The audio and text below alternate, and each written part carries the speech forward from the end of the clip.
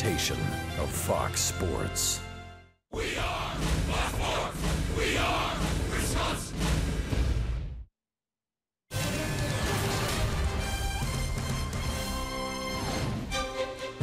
Oh, it's a beautiful Saturday near the beach, LA, Southern California. It's the Brewers and the Dodgers. Thanks for staying up on the West Coast tonight. Game 2 of this 3-game series from Chavez Ravine Dodger Stadium. Yesterday, not much offense, but Domingo Santana provided the lone home run. Brewers keep pace with the Cubs. Cubs lost as well, so Milwaukee 3 back, 4 in the loss column. Starting play today. Meanwhile, the runaway train, that is the Los Angeles Dodgers. Justin Turner up there among league leaders in batting average. Dodgers won for the 91st time yesterday against the Brewers. We haven't even hit September yet.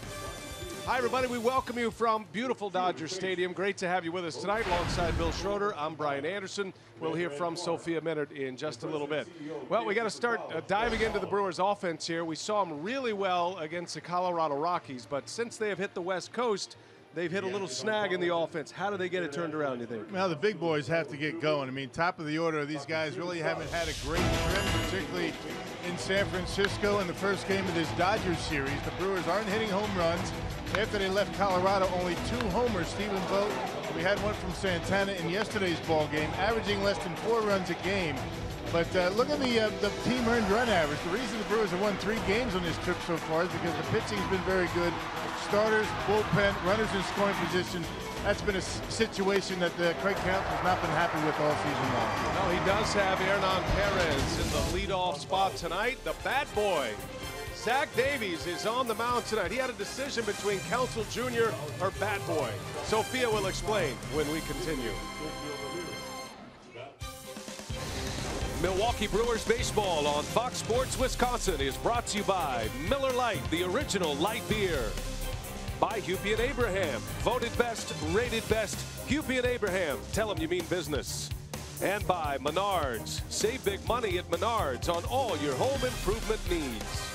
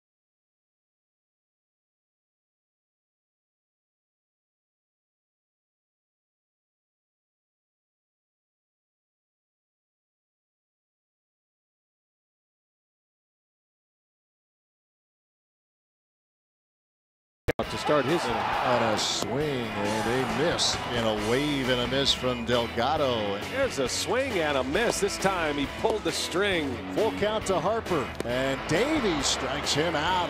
1-2 pitch. Down he goes. Strikeout of Contreras, and a nice clean inning for Zach Davies.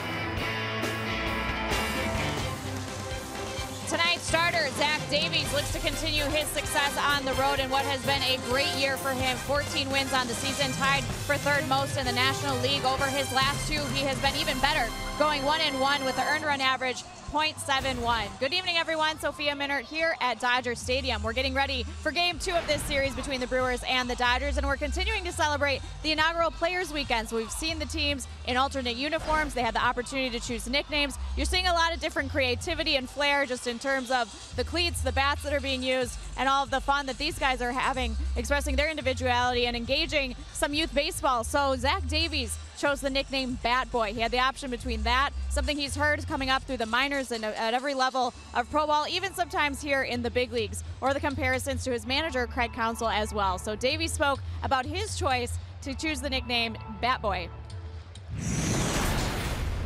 Everybody's called me it in the past.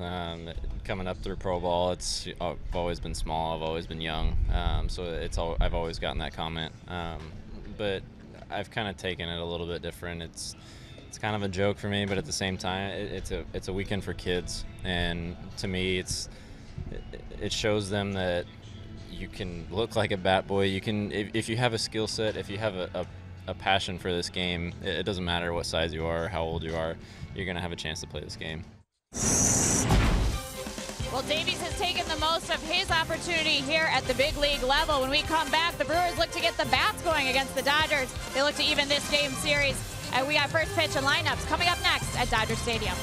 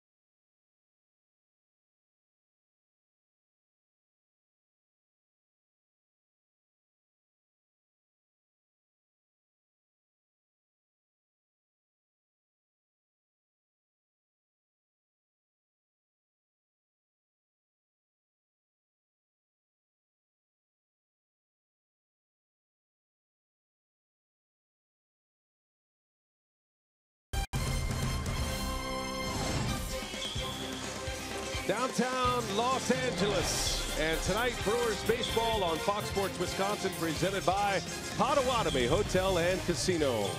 Not too far from downtown, we are at Dodger Stadium, the beautiful Dodger Stadium, third oldest ballpark in the big leagues, on a very warm Saturday night in Southern California. Craig Counsell and the Brewers trying to get back to winning ways. They have dropped the last two games and need 2 wins to make it a winning road trip here today and tomorrow against the best team in baseball, the Dodgers, with their 91 wins on the year. Council's Potawatomi batting order looks like this today. He's got Perez leading off, Neil Walker, then Ryan Braun. In the middle it goes Shaw, Santana, and Thames, with Pina, Arcia, and Davies rounding out the starting 9.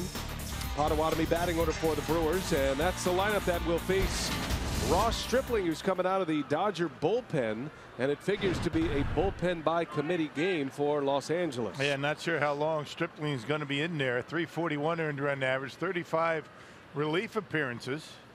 Made 16 starts for the Dodgers last year. He was 3-6.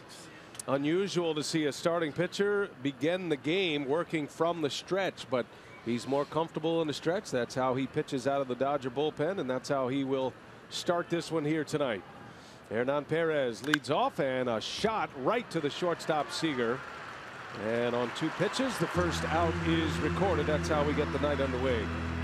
Check out the Dodger defense, brought to you by Menards here tonight. You got Granderson, Taylor, and Puig in the outfield. Turner, Seager on the left side. Austin Barnes gets a start at second base. Chase Utley is out at first, and Yasmani Grandal, he was a starting catcher last night, back behind home plate tonight. Curtis Granderson making his Dodger Stadium debut as a member of the Dodgers. He got a huge ovation before the game today. Granderson was traded from the Mets to the Dodgers while they were on their last road trip. Hit a grand slam, as a matter of fact, on that road trip. Had a good run on the road. The Dodgers went 5-2, and then they win last night to open up this 3-game series. Neil Walker digs in. 1 away here in the first. We're just underway. Probably be a late arriving crowd, as it normally is at Dodger Stadium, but especially on a night when they start the game an hour earlier than normal.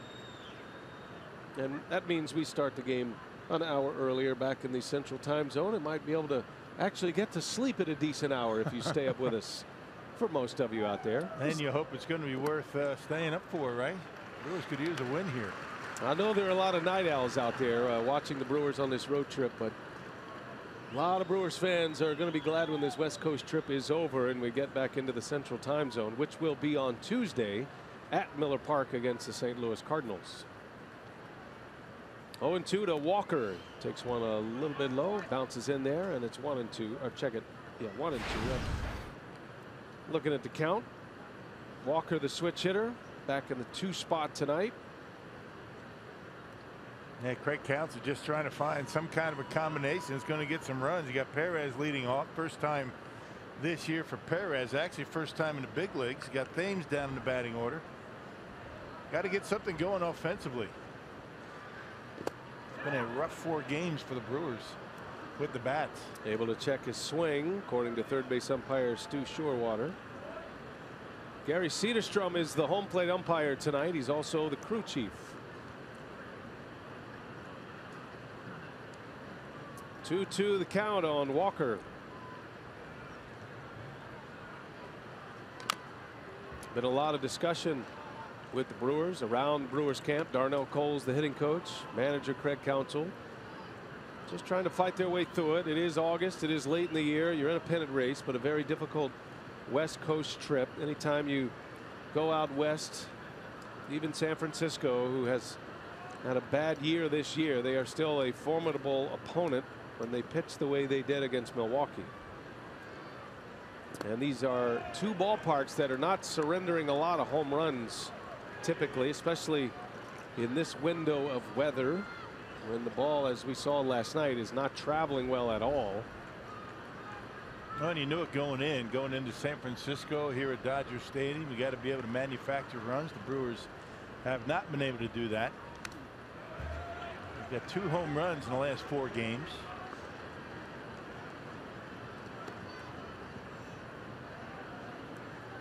Last night the Brewers had just 1 hit. Santana had the home run, and that was it.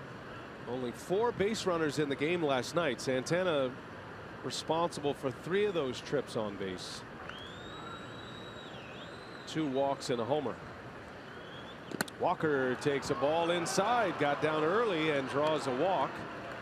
Pitch count will be at a premium tonight. It'll be important to watch that pitch count with the man they call Chicken Strip, Ross Stripling. It's Chicken Strip against Bat Boy tonight.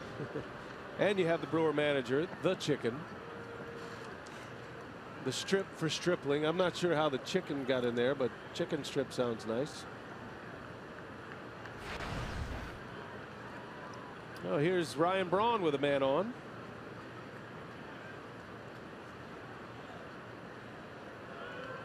Ryan with his dedicated bat to the University of Miami, the green and orange. And he grounds one weakly to second base. Barnes flips it to the bag for the first out. That's all they'll get. So the second out of the inning, they turn unable to turn the double play. Braun beats it down the line. Yeah, you're going to see a lot of breaking balls from Stripling. I mean, he's got a fastball. Normally two-seam fastballs, but curveball, slider, changeup. There is a slider right on the edge. Yeah, Ryan grounds out over to second base. You're not going to see too many fastballs for strikes against this guy. Ryan Braun and Chase Utley over there at first base. For a lot of great success in production with those two standing at first base. Here's Travis Shaw now. Shaw comes in as the Brewers RBI leader with 82. 27 homers on the year, tied with Eric Thames. Thames has been dropped in the order tonight. Hit leadoff last night. Hit 6th in this game. Yeah, Bronny's got the University of Miami cleats on too tonight. Orange and green. He's got the Hurricane logo and mascot.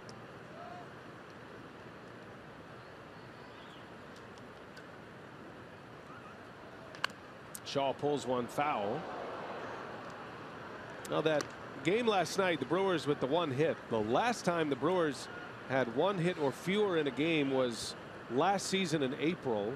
That was against the Cardinals in 2016 in April that year. And Jaime Garcia had a one-hit shutout in that one. That was on the road in St. Louis. Garcia struck out 13. Brewers did score, but there was not a whole lot going on offensively. Yeah. Now, 2 of the last 3 games, the Dodger pitching staff has allowed only 1 hit, both of them homers. And Josh Harrison in Pittsburgh ended the game on a home run. Only hit for Pittsburgh. And then last night, Domingo Santana. Tom Hodgecourt of the Journal Sentinel had a great line. Dodgers 2 of their last 3 games allowing 1 hit, and they went 1-1. That gets away from Grandal, and Braun will advance to second. We'll see how they score that. That could go as a passed ball. Certainly a play that Grandal should make. Yeah, let this one go pretty good. That's barely in the shot. That could go either way. It's got to be a pass ball. Yep, pass ball. Okay.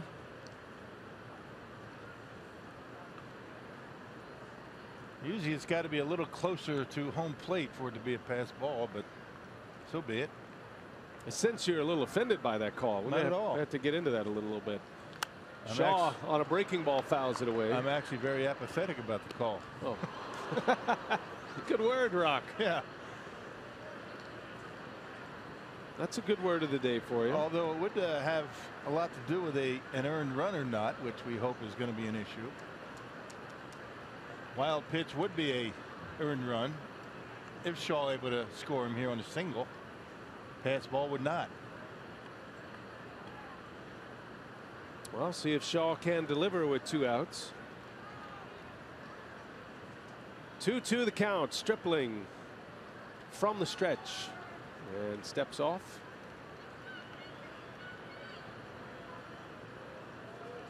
Stripling making his first start of the year. First start since September of last season. Shaw gets under one, a high pop up behind the plate. And Grandal squeezes this one to end the inning. Brewers threaten, put a man at second base, cannot score. And now Zach Davies, he's having a great year. He will take the mound next.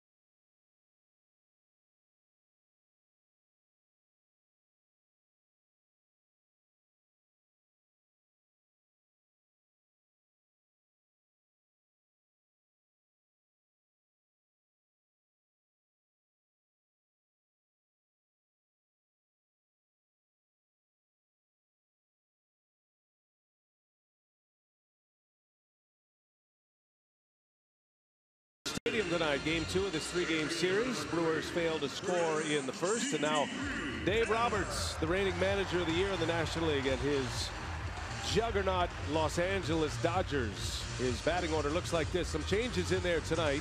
He does have Chris Taylor back in the leadoff spot. Corey Seager hits second, then Justin Turner. That's all the same. And then Granderson makes his first start of the series. Grandal will catch and bat 5th. Puig hitting 6th. Chase Utley's in there tonight at first base. Austin Barnes gets the call at second, his first start of the series, and then Ross Stripling. And that's a lineup that will face Zach Davies. Yeah, Zach's lost 2 of his last 3 decisions, although he pitched very well against the Giants his last time out. 6 innings, 2 unearned runs he allowed. That earned run average down to 4.09. He has done some good work to get that earned run average to where it is right now. First pitch is a strike in there to Chris Taylor. Has emerged as the everyday center fielder for Los Angeles. Curtis Granderson will not be playing center field for the Dodgers. That ship has sailed. I mean, there could be an opportunity maybe in a rare situation, but that's not going to be the general lineup for Dave Roberts. Dodgers have a lot of pieces. They're trying to sort through them, but one thing they know is that Taylor's going to be their guy in center. Jock Peterson is in the minor leagues right now. And there's a ground out to start the game for Davies. A 6-3 put out, one away. And how about the Brewers Menards defense, partner? Yeah, you got Hernan Perez out there in center field. Keon Broxton sits this one out. You know, Perez the leadoff hitter. Braun Santana on either side of him. And no changes on the infield. Manny Pina gets a start tonight. Last night it was Stephen Vogt.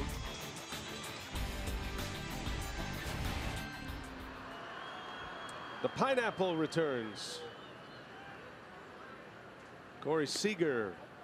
That catcher's mask makes a nice target, doesn't it? Yeah, it does. Very bright. Reminds me of back in the day when they used to have the blaze orange padding on the gloves. Whatever happened to those? That was nice and stylish and functional. I used that from time to time. I know Lance Parrish, the big wheel, used it quite a bit. Now we know what happened to it. What happened?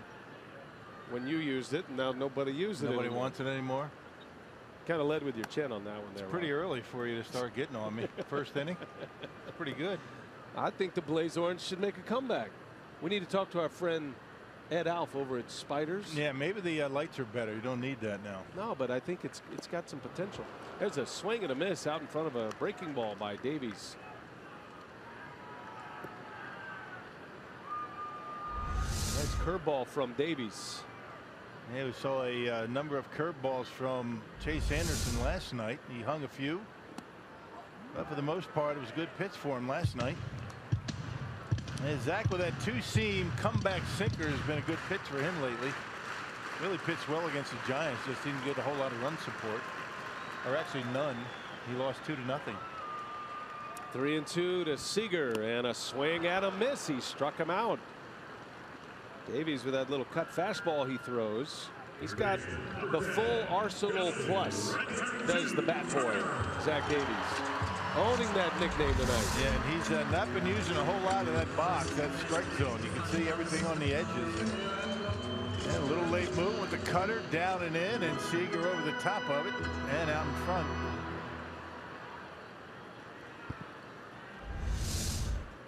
So 2 outs, nobody on. Here comes Justin Turner.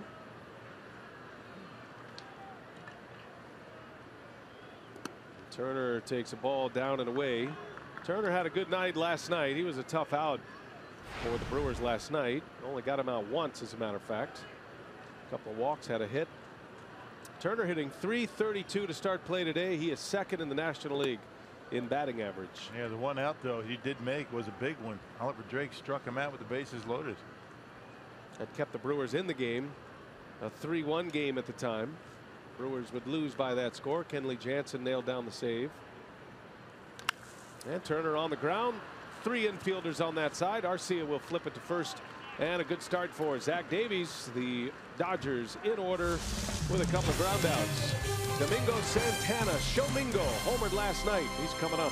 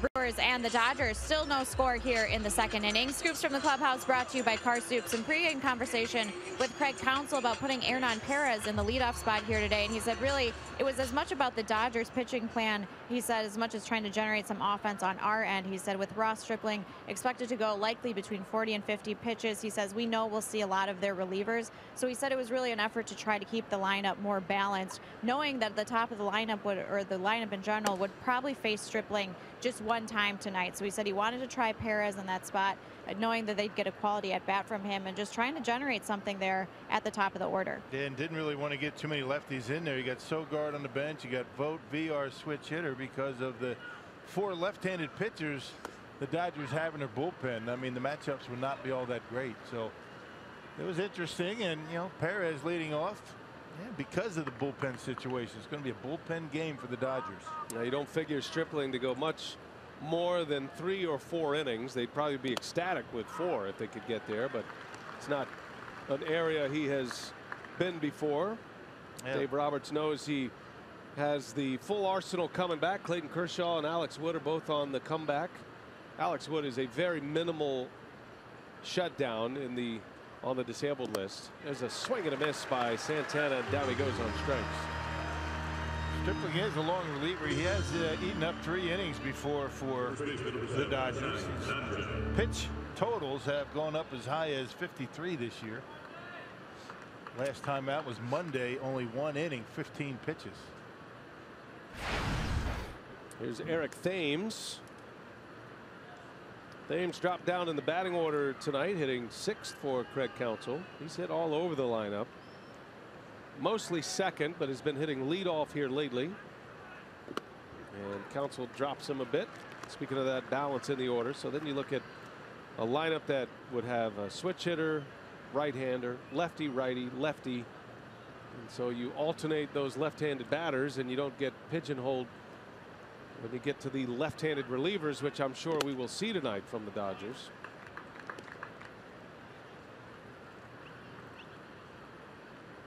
Got a lot of weapons both on the bench, in the bullpen.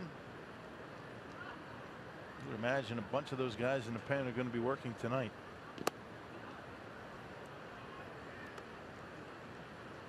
Stripling is a Texan. He went to Texas A&M. He's an Aggie. Went to high school in the Dallas area. Southlake is the town.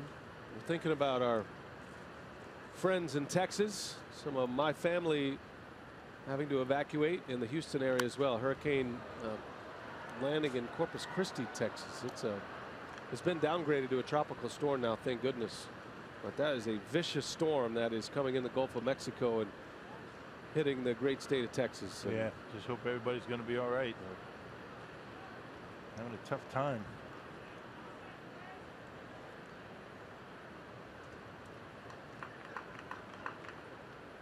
Two balls, 2 strikes. Thames with 27 home runs, and he takes a called strike 3. He knew it. An about face for Eric Thames. Got caught guessing, and 2 strikeouts for Stripling. Yeah, the book on Stripling has a lot of breaking balls, particularly, you know, when he's ahead in the count. He's got a very good curveball tonight, and I guess Thames wasn't looking for this. Right down the middle of the plate, fastball. And Stripling with his 2nd consecutive strikeout.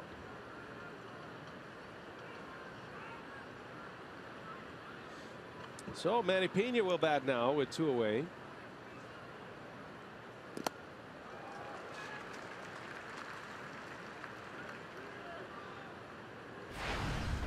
Manny comes in batting .283. 9 home runs, 39 driven in. He's had a fantastic season. Career year for him. Never really gotten this kind of opportunity in the big leagues until this season. Fly ball to right. Puig is over. Looks like he's got a plate, and he'll make the catch in foul territory. Stripling retires the side in order. We head to the bottom of the 2nd. Dodgers coming to bat.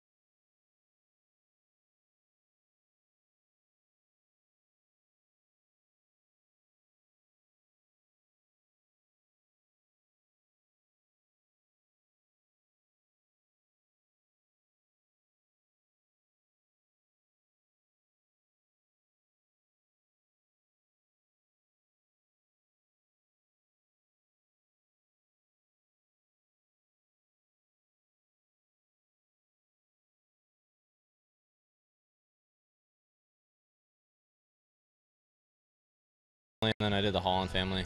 They were a group that's always put together high school baseball for me, and they do everything, fall ball, summer ball, and I think that's a big kind of transition in your life for some guys, and for me that was when I really knew that professional baseball was a reality for me.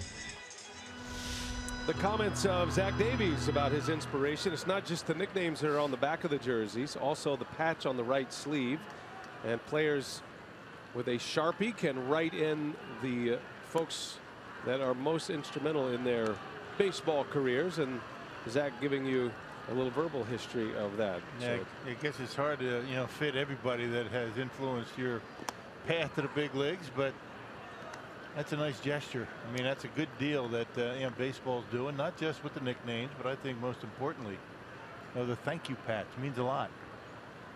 Davies facing Curtis Granderson, got a big hand as he was introduced. First at bat at Dodger Stadium as a member of the Dodgers. Already has 3 home runs with Los Angeles. Granderson has only been around for 6 games. This is his 7th game with the Dodgers. 1 ball, 2 strikes. Missed with a fastball high. Yeah, don't want to make a mistake. Middle end to this guy. He can hit it out of the ballpark. Stay away from him. Make him hit the ball to the opposite field. Back in his younger days, he could take you out to left.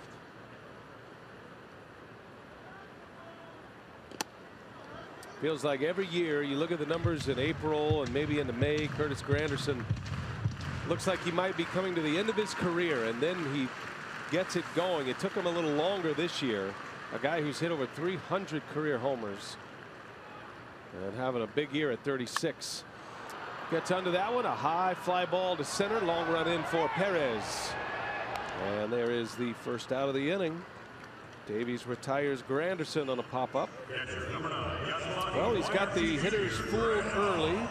First 4 batters of the game. He's getting a lot of takes and a lot of awkward swings, which is a good sign. Yeah, this is the 4th start for Davies against the Dodgers. He beat the Dodgers back at Miller Park this year. It was a 3-0 win. He pitched extremely well. Overall, a 1-1 record against LA in 3 starts. Facing Yasmani Grandal, the switch-hitting Dodger catcher. Dodgers have 3 lefties and a switch hitter in their lineup here tonight. Davies will face 4 hitting off the left side. And a wave and a miss. A good changeup by Davies. That's his signature pitch right there. But he has been so good this year. He's kind of elevated his other offerings to the level of his changeup. And he puts a fastball right by Grandal. Suddenly the count is 1-2. Yeah, you slow that bat down, that first pitch changeup, and then 88 gets by him. All of his pitches have been good early in the season. He was fighting all of his pitches. Location not very good, but that ship has sailed. He's been pretty good on the corners. 1 ball, 2 strikes. And a wave and a miss. He dropped a changeup on him again. Grandal strikes out. Second strikeout for Davies. Just incredible location on that pitch with 2 strikes. Down off the corner and gets him to swing at it. There you see the split grip, and look at the movement on it going down and away. That pitch had the plate when he let it go, but disappeared as it got there. Davies likes a little warmer temperatures that we've had here in Southern California the last couple of days. A little bit of humidity in the air as well. He does have a lot of life on his pitches. Look at that slinging fastball on the outside corner for strike 1. Yasiel Puig with 2 away. Hit his 23rd home run of the season last night. And he hits that one sharply. It's off the glove of Shaw. And Puig is thinking about 2. He's on his way. Shaw's throw is off the mark, and Puig is in there. Nobody covering third. Now the Brewers throw this one away, and Puig will stop at third base. Got the Little League jerseys on. That looked like a Little League game. Yeah, no kidding. Man, nobody covering third base. Puig recognizing that and able to sneak on over to third base. Well, either Davies or Arcia have to get over there to third base. They got to cover that area. Second baseman Walker's covering second. Arcia just kind of watching what's going on. Should have been over at third.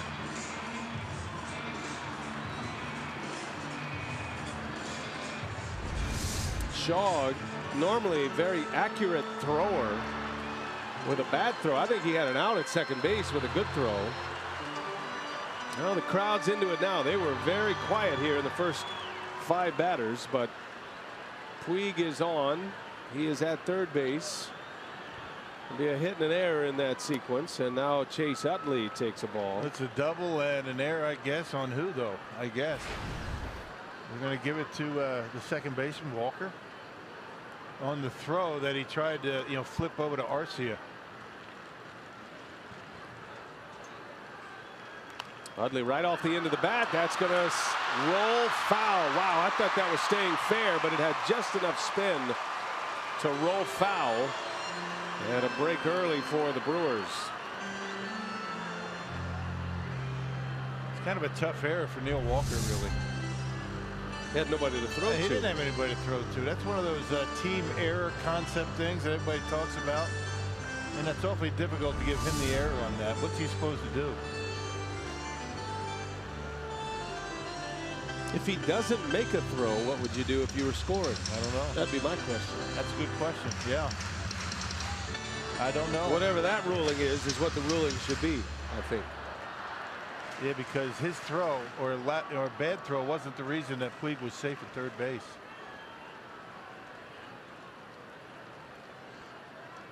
So Utley in a 1-1 count.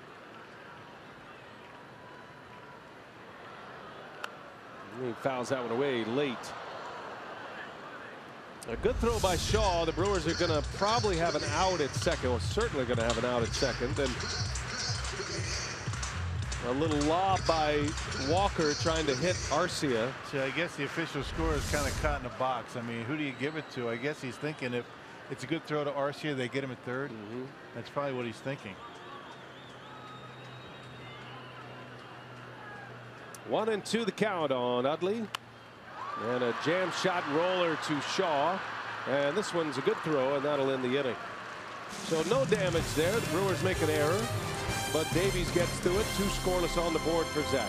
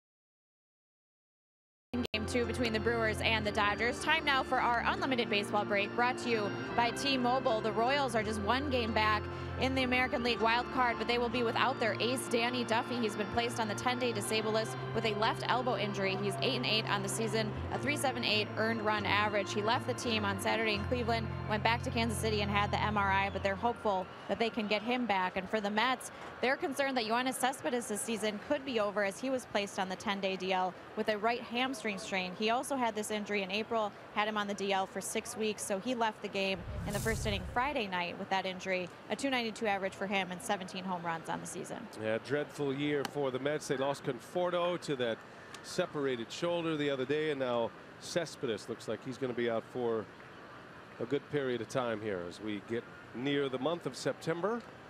Last full month of the regular season. Orlando Arcia leads off for the Brewers. We're in the third inning at Dodger Stadium. Brian Anderson, Bill Schroeder, Sophia Minnaert, our reporter. Great to have you with us tonight on a beautiful night for baseball in LA. Tell you, the Royals, speaking of Kansas City, they'd like to get Duffy back as soon as possible. That's a team that has become relevant once again. The American League wild card race is just that. It is a wild race. There are a ton of teams that still have a fighting chance to make it in that wild card, all the way down to the Baltimore Orioles, who are 2 games under right now. But you essentially have 8 teams for 2 spots. Yeah, Yankees and Twins are in there right now. How about the Twins? Looked like they were packing the bats up, folding up the tents. Got rid of some guys in the trading deadline, and all of a sudden they're right back in the hunt. That's what it looks like right now. Yankees are in there. They're plus 3.5 on the Twins. Remember, the 2 teams, top 2 teams, make it into the wild card. Those who do not win divisions, they play a 1-game, essentially a play-in game, to face the best record in their league. It's a swing and a miss by Arcia for out number 1.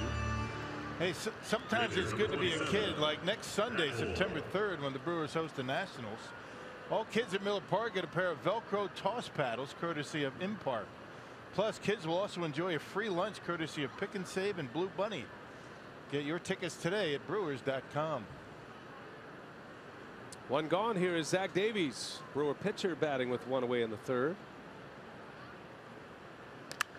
And he lines one foul down the right field line.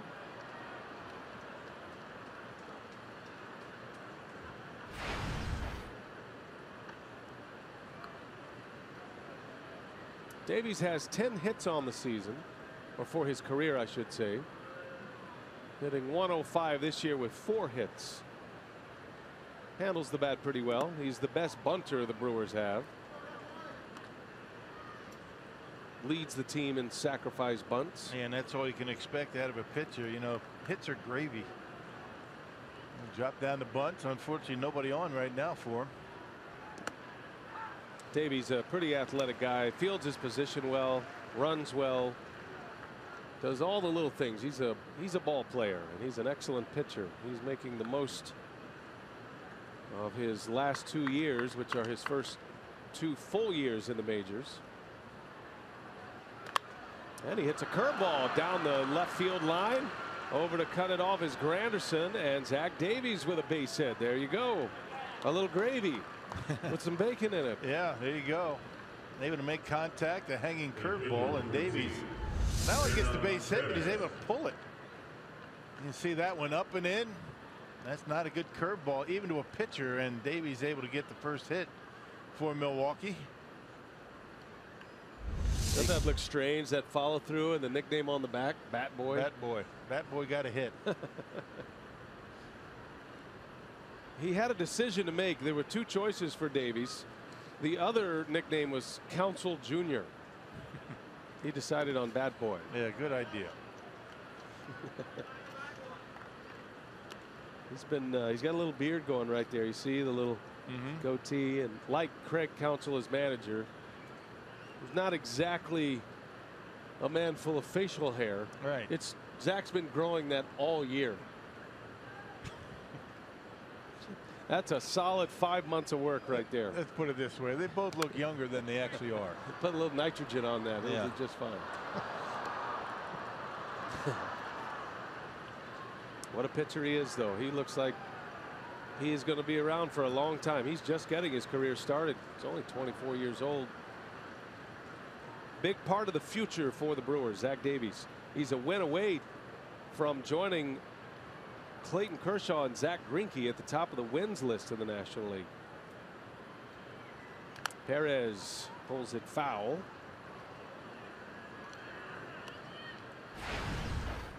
Brewers are going to need to win tonight to keep pace with the Cubs. They are winning big in Philly tonight. 13-2 Chicago in the 9th inning. Out on the East Coast in Philadelphia. And Phillies beat the Cubs last night. 7-1 Philadelphia last night. Brewers couldn't capitalize. 3 back to start today, Milwaukee. 4 in the loss column, which is what matters most. And the Brewers with 7 games remaining against Chicago. Brewers are also chasing the Diamondbacks and the Rockies in the wild card race. Diamondbacks lead the Giants 2-1 in the 6th inning. Colorado is in Atlanta tonight. They're tied at 4 in the 8th. Jeff Grayson will be keeping an eye on all of that activity around the major leagues. Updates when available. And Diamondbacks have won 2 in a row. There's a stretch where Colorado and Arizona not playing all that well, allowing the Brewers to fight their way back into the wild card race. Same deal in the wild card race. The Brewers are 4 back in the loss column in that wild card race right now to the Rockies. Perez swings and misses. Stripling strikes him out. He's had a good breaking ball. That's his money pitch, and he picks up his 4th punch out. And that pitch right over the top too. I mean, goes straight down. Not a whole lot of right to left break on it. And check this out. You can see that 12-6 rotation straight down, ball in the dirt. Actually ends up in front of home plate. Grandal able to secure it.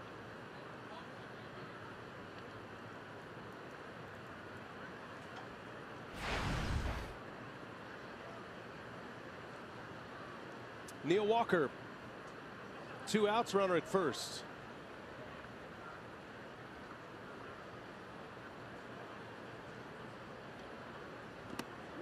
Just get the sense, you do enough games, you watch enough Major League Baseball, somebody's got to step up with a seal breaker, right? Yeah. And it's probably got to be one of the big boys. Your veteran guys that maybe takes the pressure off some of these younger players. Walker, BRAUN, Shaw, Thames, those kind of guys, right? And your veterans that you need to lead the way in these situations. That's about the Brewers desperately need to get going. Ryan Braun, he knows it. He feels that burden. He accepts that burden. He always has. And he knows when he's swinging the bat well, Brewers are going to score runs. 2 outs, runner at first. That's the pitcher, Davies. And Walker lays off. You can throw Walker in that mix as well, right?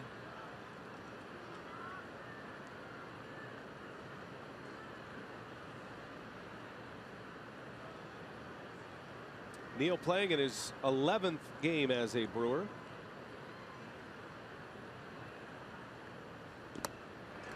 Sure, it's interesting for Neil Walker to be here at Dodger Stadium. His old teammate in New York, Curtis Granderson's out there in left field tonight for the Dodgers. Start with an organization, go through spring training, you're with your teammates every day, and suddenly a trade happens, and now your opponents. 2-2 the count, and Walker strikes out. Stripling is off to a great start, giving Dave Roberts everything and more. That's 5 strikeouts already for the chicken strip.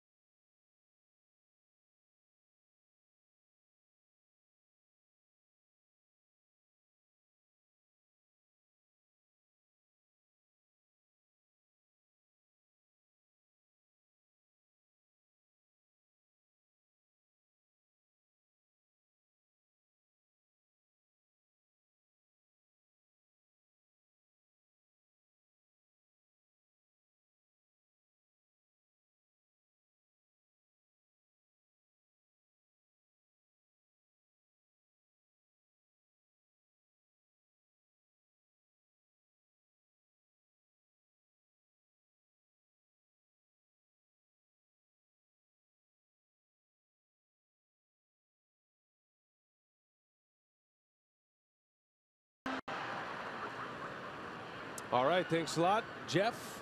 Good to keep updated on what's going on around the league, and always a historical nugget or two. And the value of this stadium, it's always part of the deal. It's why it was one of the more expensive teams to purchase. That purchase went through a few years ago, the Guggenheim Group taking over Dodger Stadium and the Dodgers, and it comes with all the land around it. High fly ball into left field for Austin Barnes, and BRAUN comes in to make the play.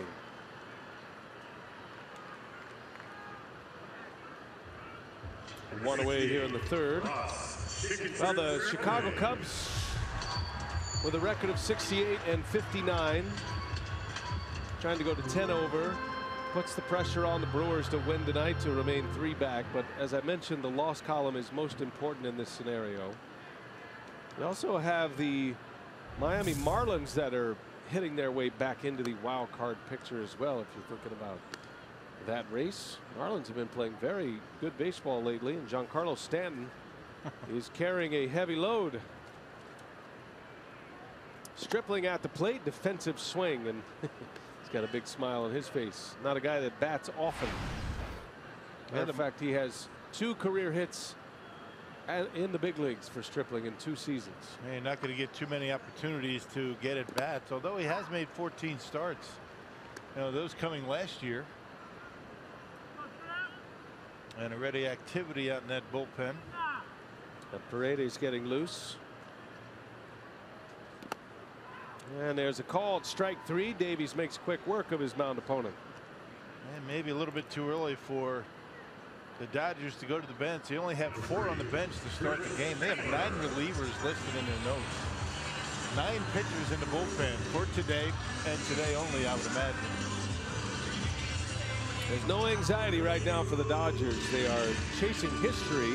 They have a chance to break the all-time wins mark in Major League Baseball, set by the Mariners.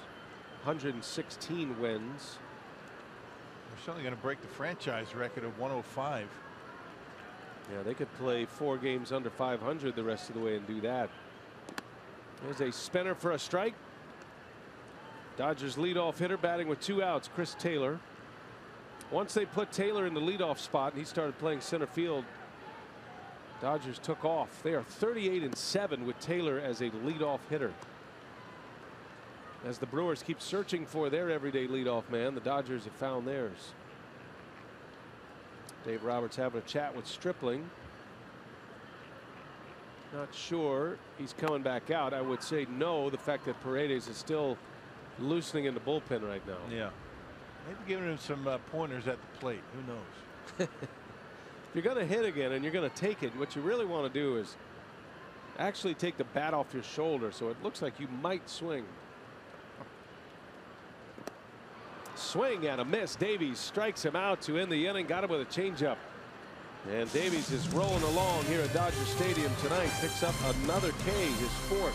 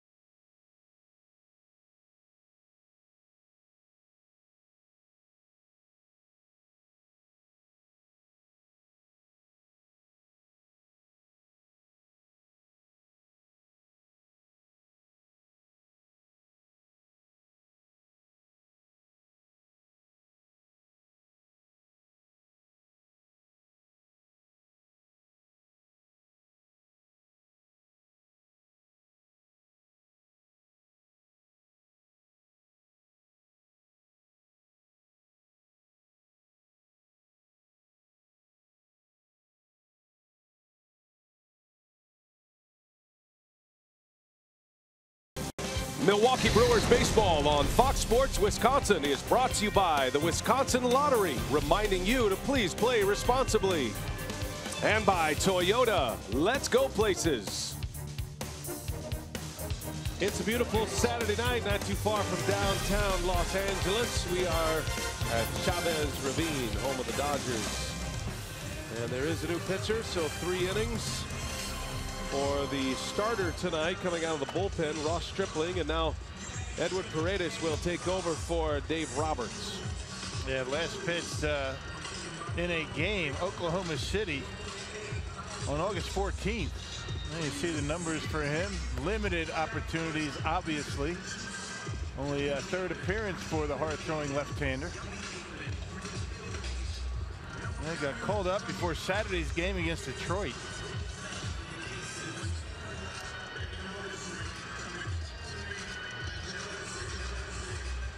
Ryan Braun will lead off. Brewers will have Braun, Shaw, and Santana.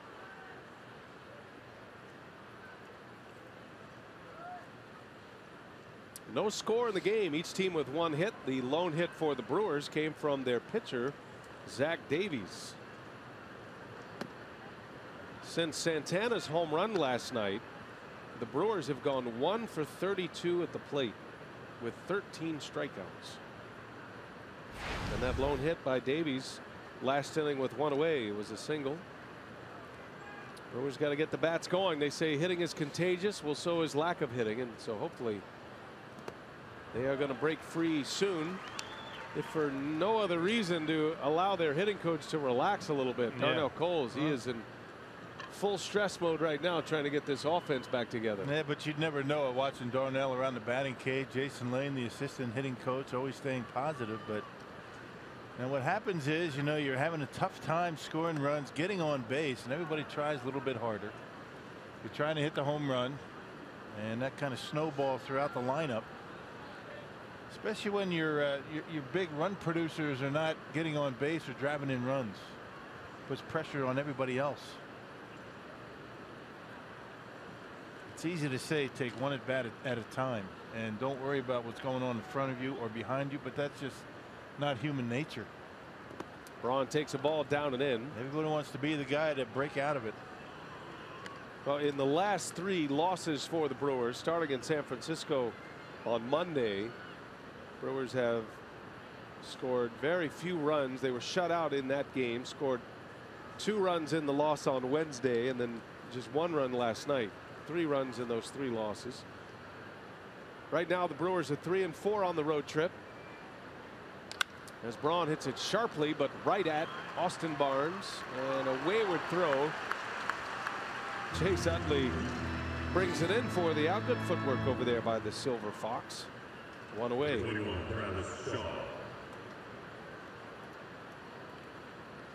Still light on his feet. He was taking a lot of ground balls at first before the game today. Adrian Gonzalez has back problems, and they don't want to push him too much.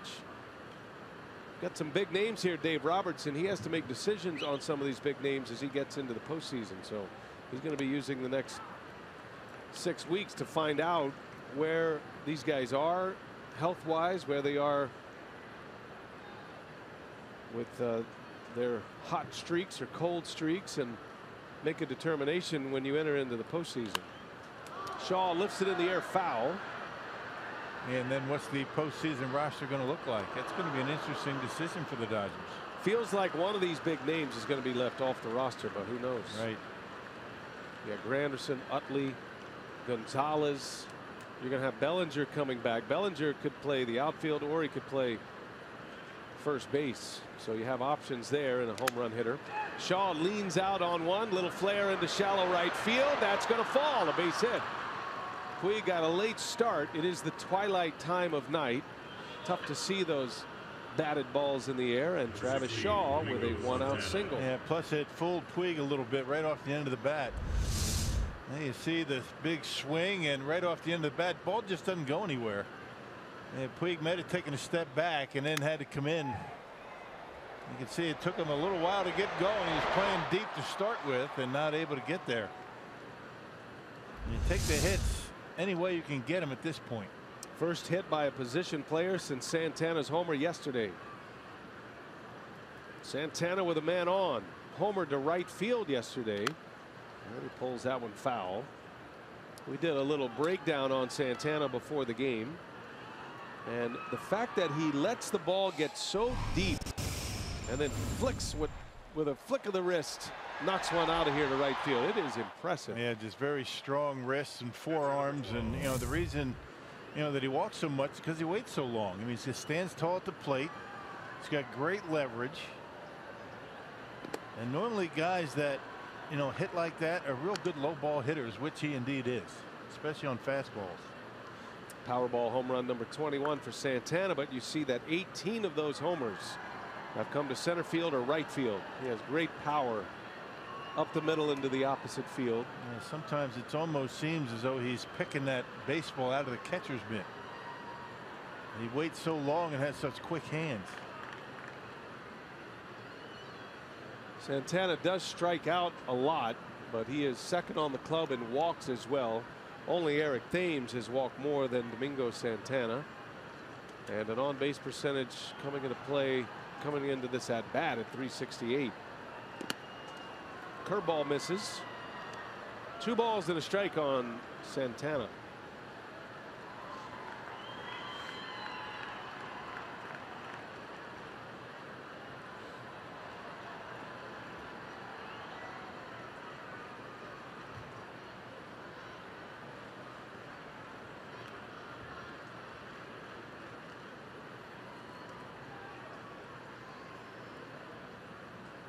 I was talking to Rich Hill before the game today, the Dodgers starter. Had a chance to catch up with him, congratulating him on his terrific effort in Pittsburgh. Even though he took the loss, he did pitch 9 no-hit innings. But he asked me about Santana. It was the first player he wanted to know about. He goes, this guy, you know, as a pitcher, you face a guy like Santana, you throw a fastball and he may, you know, hit one to right field, and you think, well, I got that by him. I feel like he was jammed a little bit, but that's his swing. It's a late swing, but he produces so much power out of that swing. And that's why he goes to right field so much, because he does wait. And that ball gets back in the hitting zone, and it's really too late to pull it at that point, you know, as long as he waits. That's why a lot of times you'll see him shoot a ball in the right center on the pitch that's middle in. And Tanaka last night had Santana to 2 strikes. He had seen him foul a pitch off to the right, thought he could get a fastball by him and could not. This time Paredes goes with a breaking ball, and he strikes out Domingo for the 2nd out. That is already 6 strikeouts for Dodger pitching.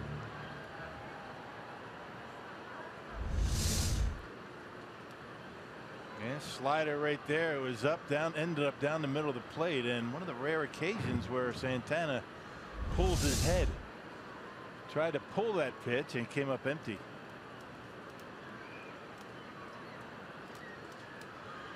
Meeting at the mound with Paredes. Eric Thames coming up for the Brewers. No score, 4th inning, Dodger Stadium on a Saturday night. Brewers wrap up this series tomorrow afternoon. Going to be a hot afternoon in LA tomorrow. Jimmy Nelson's pitching. Yu Darvish will pitch for LA. Brewers need a win tonight and then give themselves an opportunity to win tomorrow to not only make it a series win, but a road trip victory. 9-game road trip. The Brewers need to win the next 2 to go 5-4. Yeah, that'd be a moral victory to win the next 2. No balls and a strike. Thames takes it outside. Grandal has it eject from his mitt, and over to second easily is Shaw. That'll probably go down as another pass ball for Grandal. Yeah, that one a little bit up and away. The first one was right over his head. He missed it. Look at another breaking pitch, and yeah, that's got to be another pass ball. It was in the glove, out of the glove, and Shaw able to get to second base. Tough night behind the plate for Grandal.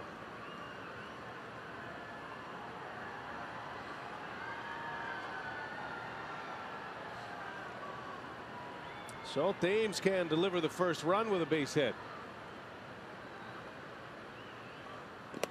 He takes a ball down and away, or up and away, I should say. Eric with a Korean chant and saying on the back of his jersey, Song Manja. That means, he told us it means manly man. You know, like Bill Schroeder.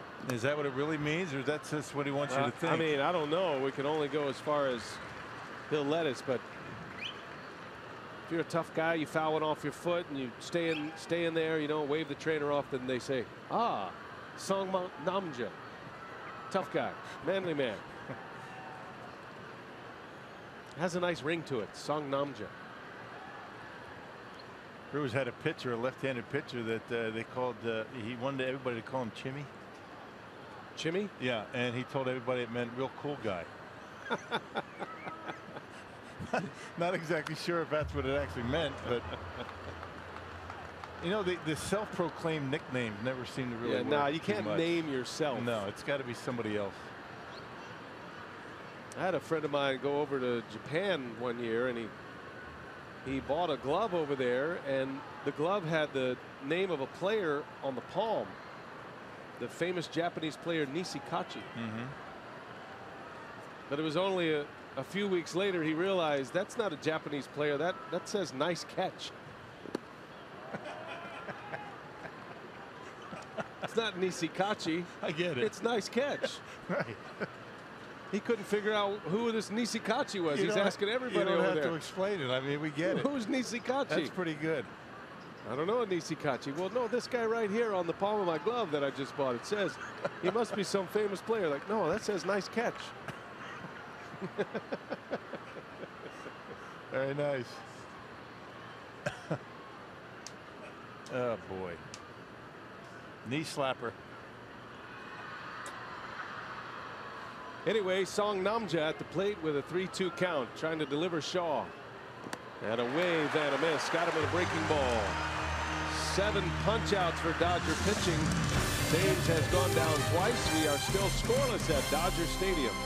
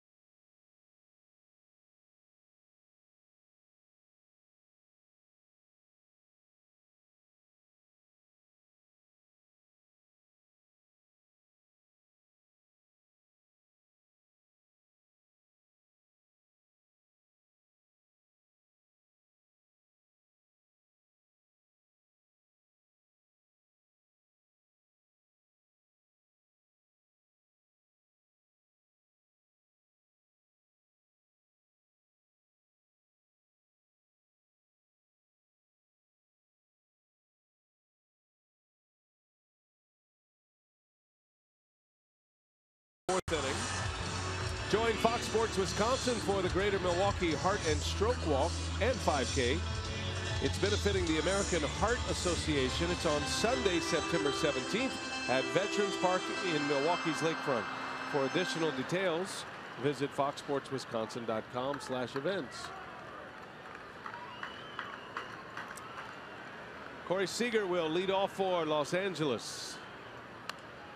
Very businesslike in his approach to the Players Weekend, deciding not to go with the nickname. Is that what you call it, businesslike? I think so. That's a nice way to put it. He's just not one to play with the rest of the kids. He's in the no fun league.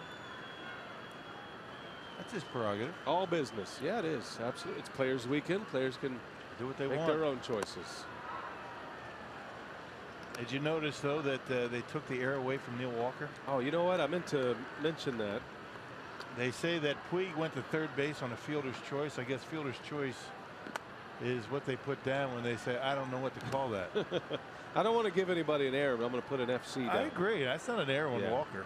So good that they took that away. So yeah, the error on Walker has been removed. No errors in the game. The Brewers have 2 hits. Dodgers have 1. And that's the right thing to do.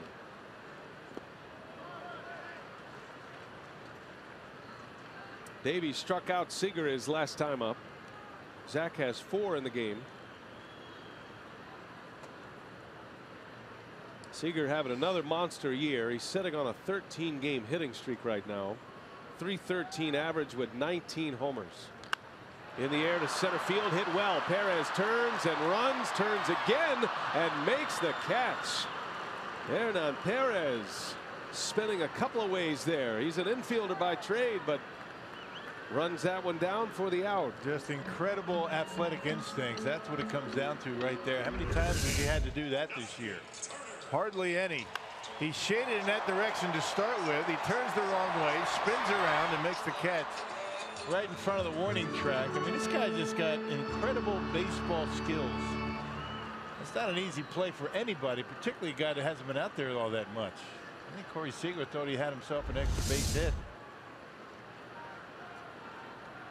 Hernan Perez has started in 6 different positions this season. He's pitched this year as well. He's also the emergency catcher.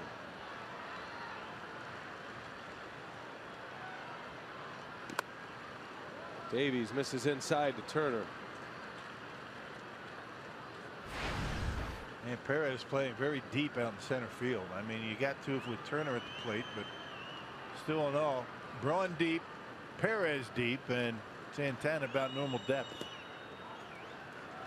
A lot of room in front of the Brewer outfield.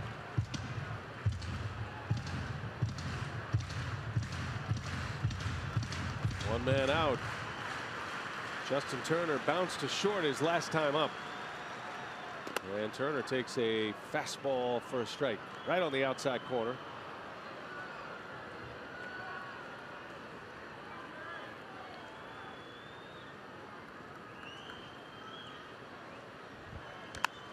Hot one on the ground, backhanded by Arcia, bobbles, recovers, and fires a bullet to first. Wow, man, what an arm. Orlando Arcia. There's no laundry hanging on that throw to first. No, you know what? You don't have to panic when you have an arm like that. I mean, not often do you kick one like that or bobble one. This one off the heel, goes off his foot, and he knows he has enough of on the arm to be able to get the out. Look at this throw. I mean, backhand, flat-footed, and a bullet over to first base to get Turner by a full step. The equalizer, that throwing arm for Orlando Arcia. Granderson takes a strike on a spinner.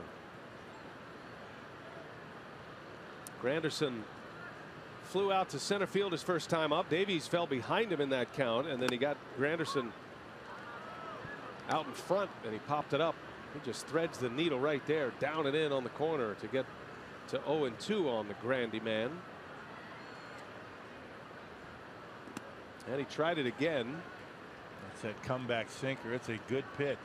It's worked for him for a while now. He had a tough time with that pitch early in the year. 1-2 the count. Anderson able to lay off. They will ask. He checked his swing. Yeah, check this pitch out. It starts out about 3 inches off the inside corner, almost able to catch the edge. Harry Cederstrom maybe thought about it, but decided against it.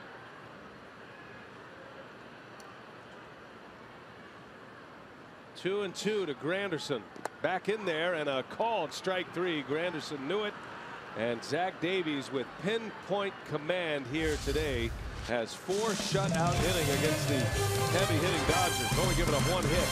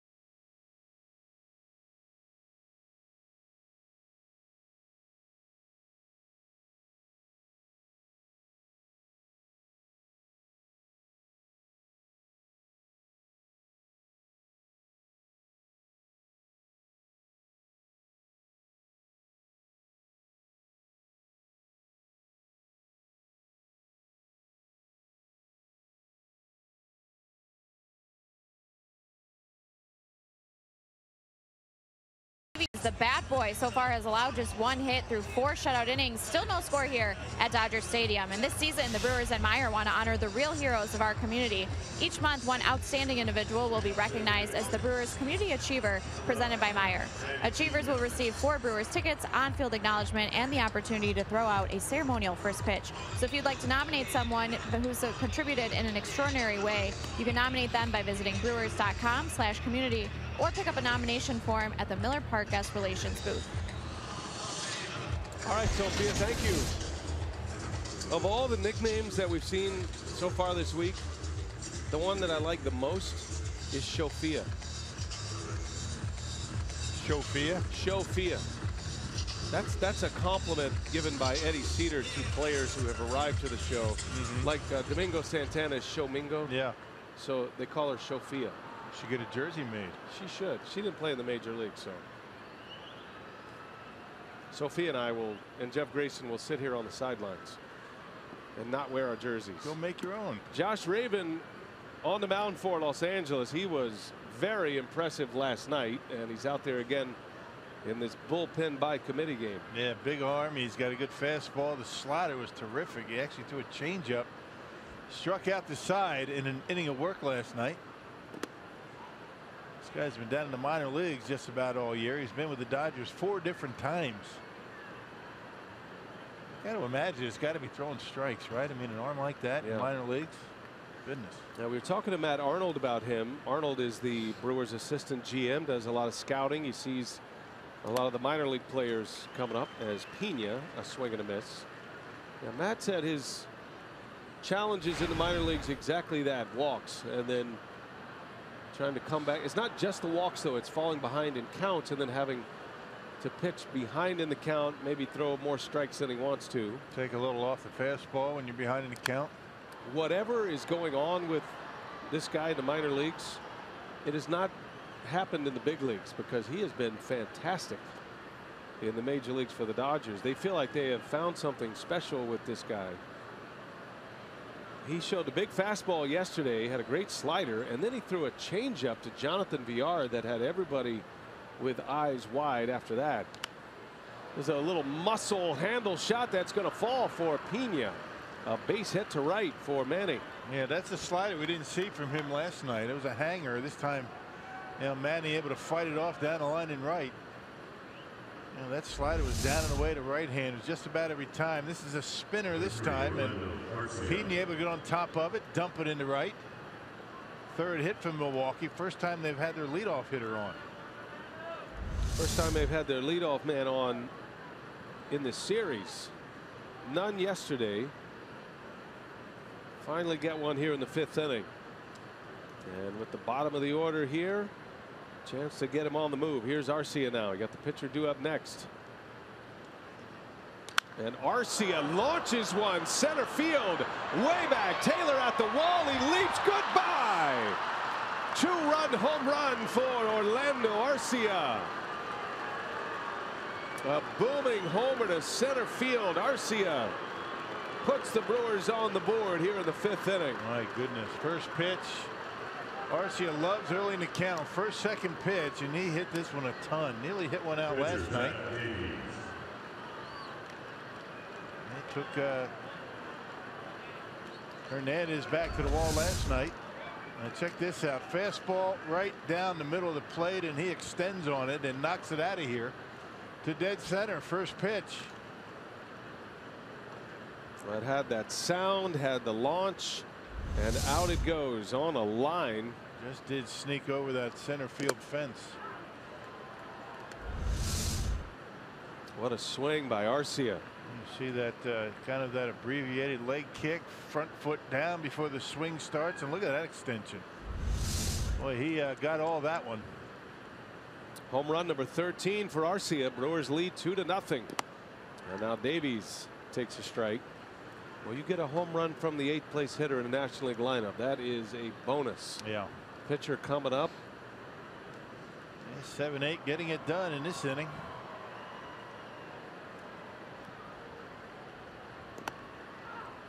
And a called strike 3.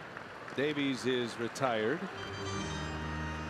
thing about Orlando Arcia, if you're facing Arcia, you don't want to throw one of those get me over pitches for a strike, particularly fastball down the middle, because he will take a hack at it.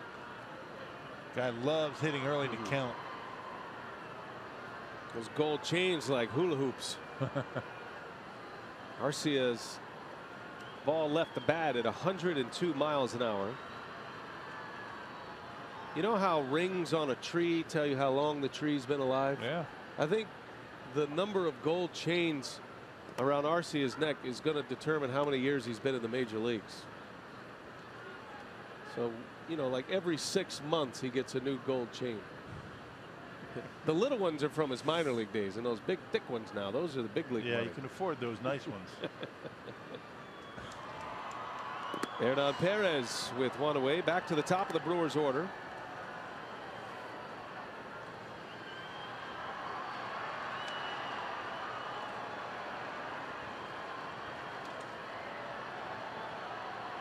Perez hitting leadoff for the first time. Made a nice catch. Taking a hit away from Corey Seager last inning. And we are told that that was Arcia's 4th home run on the first pitch this year. There you go. So 4 of his 13. Remember, one of those home runs was an inside the park home run. Perez fouls it back. Grandal can't find it. He has lost it completely. Yeah, it's twilight right now. It's difficult to see up there. He put his glove up just in case. He's asking Gary, did you see it? I didn't see it.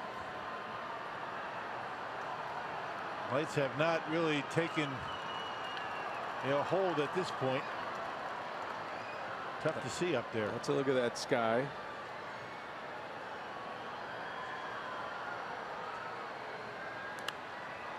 Another pop foul out of play. Here's the thing, though, as beautiful as it is with the sun setting and the colors, mountain range. I mean, it's a glorious setting right now, but it is so hard on the players. They hate this time of night. Yeah, for pop-ups, everything else is okay. And think about it, you're catching, if you don't see it right away, pretty good chance you're never going to pick it up. 2-2 pitch and a swing and a miss. Down goes Perez. Boy, the strikeouts are coming in buckets here for the Brewers. That is the 9th strikeout for Dodger pitching already.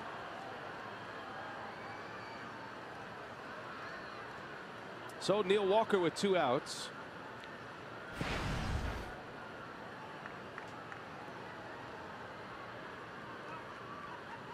Two-run home run by Arcia has the Brewers on the board in the 5th. And Davies pitching well. Walker takes a ball.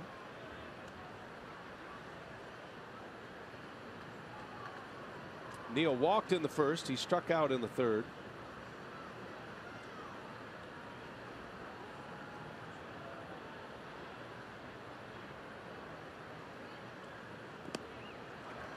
And a slider down inside part of the plate.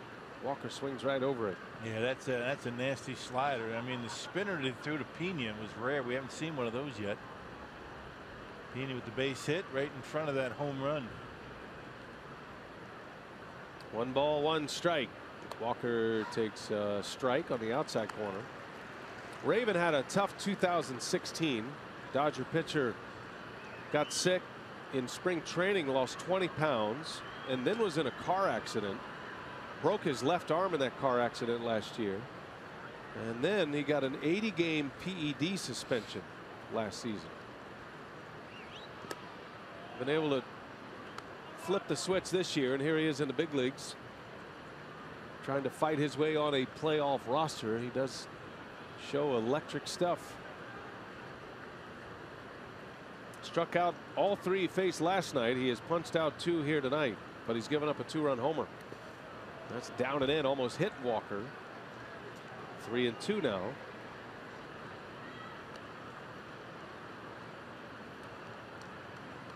All that answers the question as to why he's still in the minor leagues, right? injuries, mistakes, the suspensions, but he's certainly got the arm to stick around in the major leagues.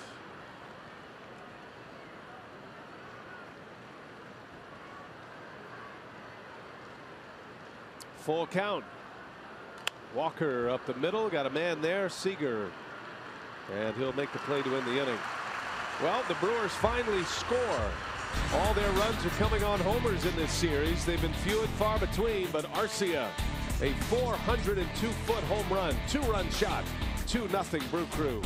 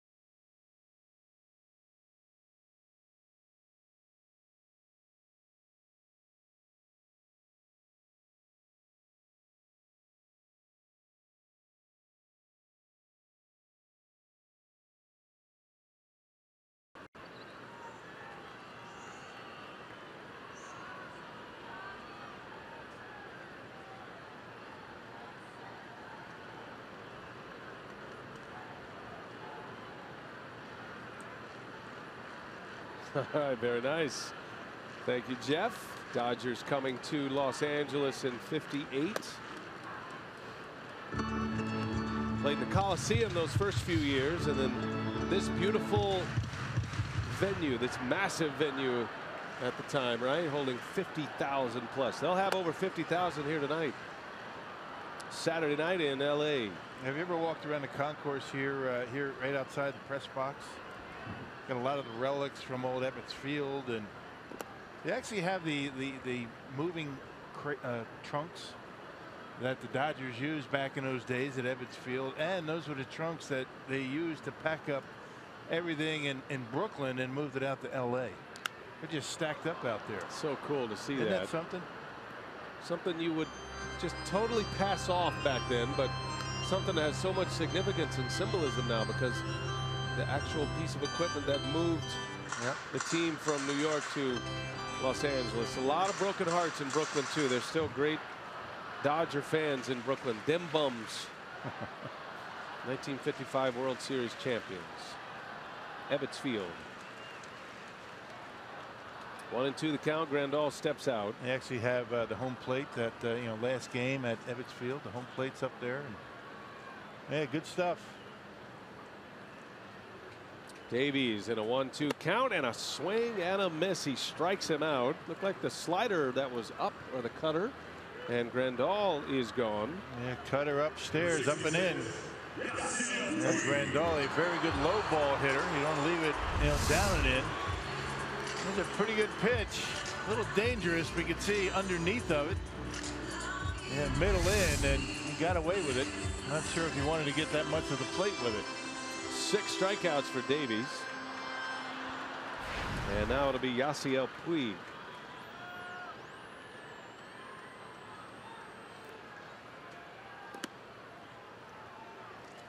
Tonight at Dodger Stadium, they're giving away a commemorative coin. One of the more famous moments here at Dodger Stadium. Dodgers radio announcer currently, Rick Monday, back in his playing days, had the famous flag save. Fans had got onto the field. They were trying to light the American flag on fire, and he ran over, swooped it up, saved the flag. That was 1976. That was April 25th of 1976. And tonight they are giving away a commemorative coin for that. He got a big standing ovation between innings. Rick Monday, terrific player, great Dodger voice for many years here. And a standing ovation back then, back in '76. I'll never forget that. I remember that. Good stuff, Rick Monday. Working with Charlie Steiner, Dodgers radio. There's Charlie. Follow me to freedom. Ground ball to short. Arcia got to hurry, gloves it, throws it in time to get Puig. Always makes it look easy. Smooth. Well, you saw the big arm, you know, and the ground ball in the hole that, you know, he bobbled a little bit, but then he comes in and all in one motion, picks it up with the glove, in and out quickly and on its way to first base. He's showing all of his skills tonight. I think he was thinking for a second to barehand that ball, but then realized he had time to get Puig.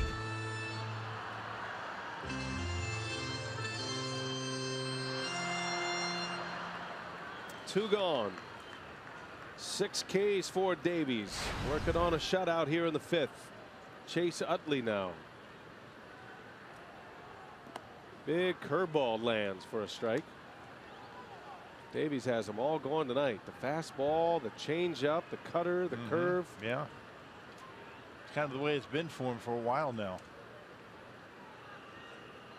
6 strikeouts, 2 with the fastball, 2 with the cutter, 2 with the changeup. There you go.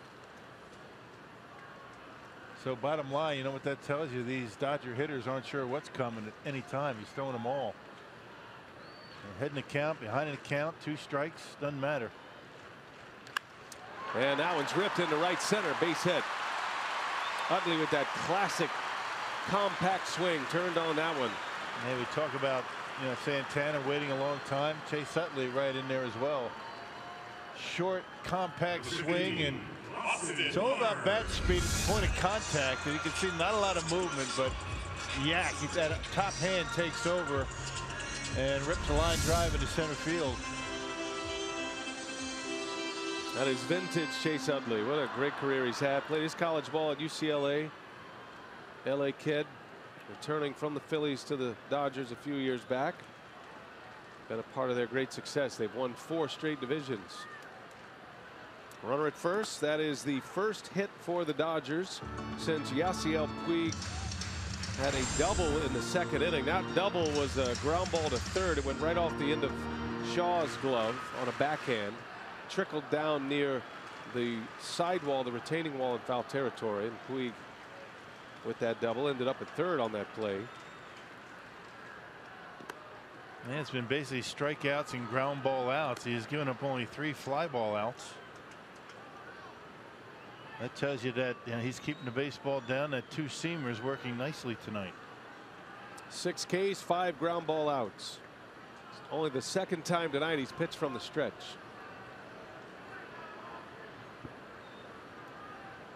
Eighth place hitter Austin Barnes. And he lines one to center. Utley's going to turn and go to third base. Throw comes into second. And suddenly the Dodgers with back-to-back hits have them at the corners now. Hernan Perez doing the right thing, throwing into second base. And for a second he might have thought he was going to go into third. Change up for Barnes. He goes down and gets it. Not a bad pitch. Hernan Perez doing the right thing and throwing it into second to keep Barnes at first. So Barnes with a single to put runners at the corners, and Adrian Gonzalez is the announced hitter. A big gun for Dave Roberts. He's going to use him right here in the 5th. He's been hampered this year by a bad back. Got the start last night. Gonzalez takes a strike right on the outside corner. Gonzalez against Davies. It's a fairly small sample size of 9 at-bats, but he has 4 hits. 4 for 9. Davies has struck him out once. And he's really done a nice job this year as a pinch hitter, 4 for 5.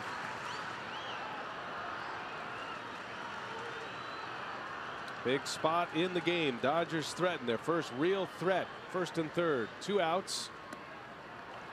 1-1 the count on Gonzalez.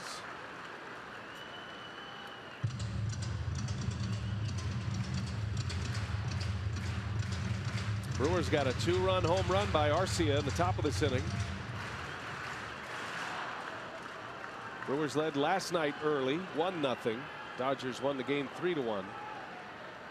Davies trying to put up another 0. Got to get through Gonzalez here in the 5th. 1-1 the count. And a swing and a miss. A perfect spot for it, down and away on a curveball. Looks like Gonzalez recognized it, but it was so slow. It was such a change of pace curveball that he was way out in front. You know what? If that pitch is down and in, it might be a different story. He might rip that one and gap somewhere, but down and away, way out in front of it. He's got some options now. Change up, get it down in the dirt. Utley with a 2-out single. Barnes followed him with a 2-out single. 1st and 3rd, 2 gone. 1-2 the count. Davies deals, and a fastball that Gonzalez is late on, fouls it away. And I think Pina wants to have a chat with Davies about this next one. Probably don't throw that one again. You got away with it. A little bit too good of a pitch when you're ahead in the count like that. Everything away to him. You wonder if they want to maybe try and stand him up with that cutter. Fox Tracks gives you the cluster of how they're trying to pitch. That's the pitcher's perspective. See what he does. Pina sets up inside. Here it comes, and he swings and misses. Down he goes. Good call, partner. Zach Davies does come with the cutter inside, ties up Gonzalez. Down he goes. Inning is over. Dodgers strand a pair.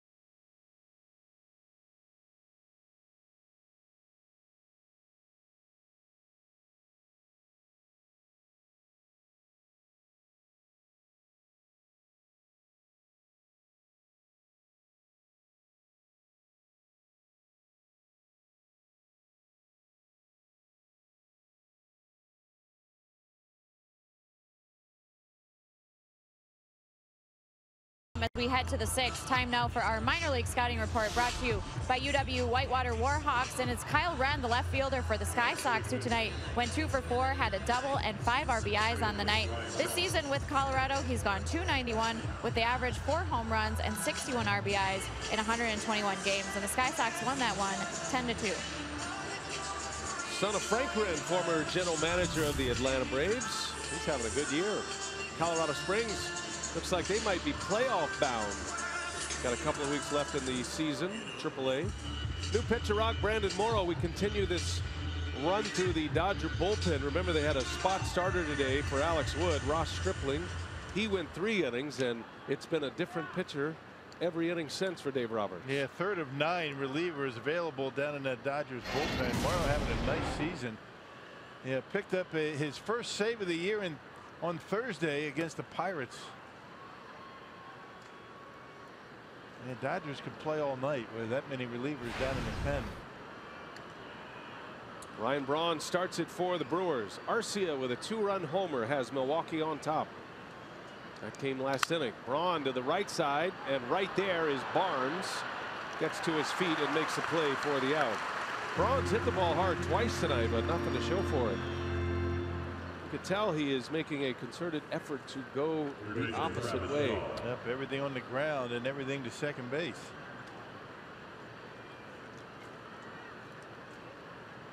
So 1 away. Here is Travis Shaw.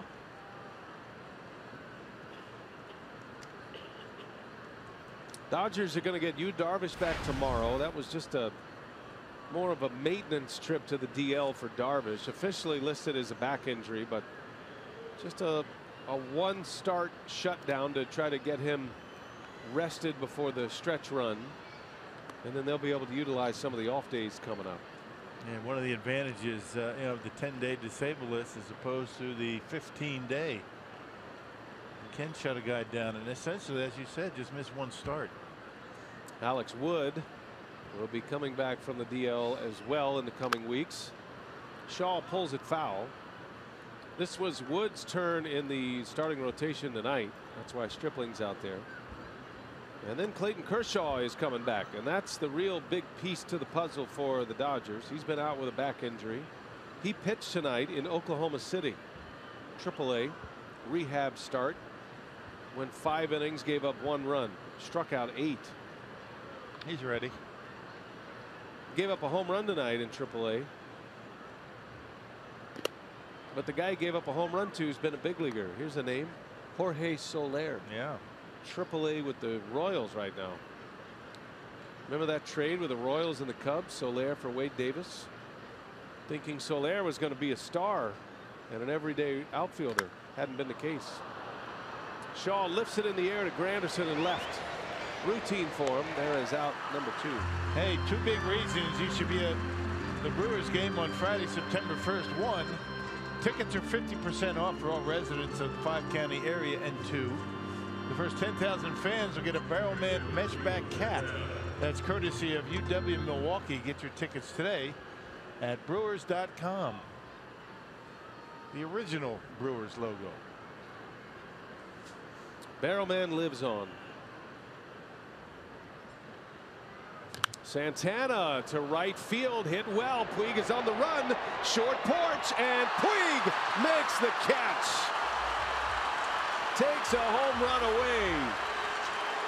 That short wall. Santana sees that one end up in the glove of Puig, and it bobbled for a moment. He crashed into the wall. That was a terrific catch. Yep, and this would have been a home run.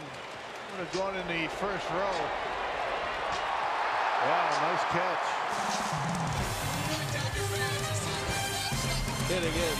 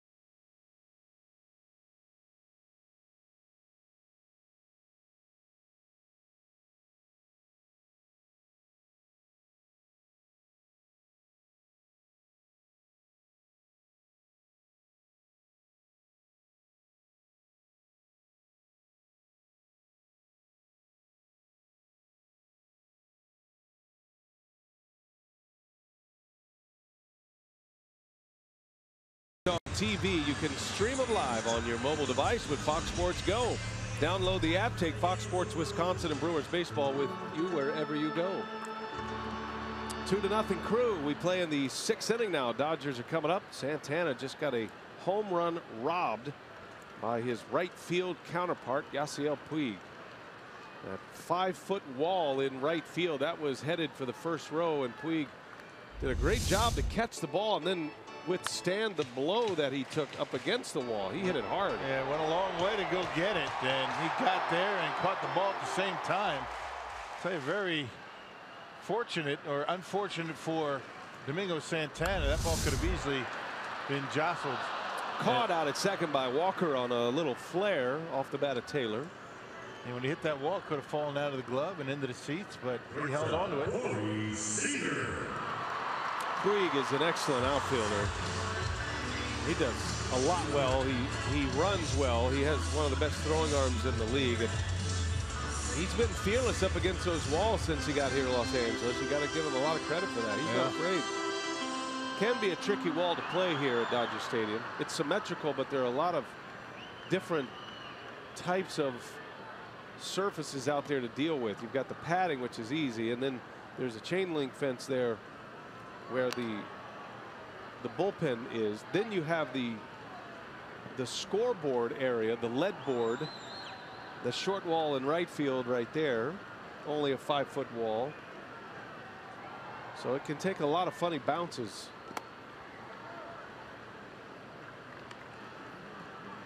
Well, home field advantage right there for Puig. He's been out there a long time and knew exactly where he was and made a nice catch.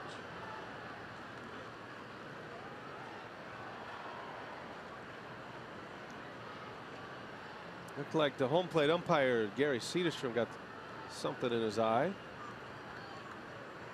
Corey Seager says, Gary, I will stand here as long as you want to make sure you can see. As long as you can see well, buddy. 2-0 the count, looking for a changeup, and Seager rolls over one. Thames is there, easy step to the bag, and Davies, boy, his stuff is pure tonight. Just incredible movement on everything he's throwing up there tonight. Hey, tonight's time of the game winner, Doggers Bar and Lanes in Wautoma. They call the Brewers by 8 o'clock tomorrow morning. Even on a Sunday, call by 8. They get 40 tickets to a Friday night game in the Miller Lite Beer Pen. This offer courtesy of the Tavern League of Wisconsin and Miller Lite.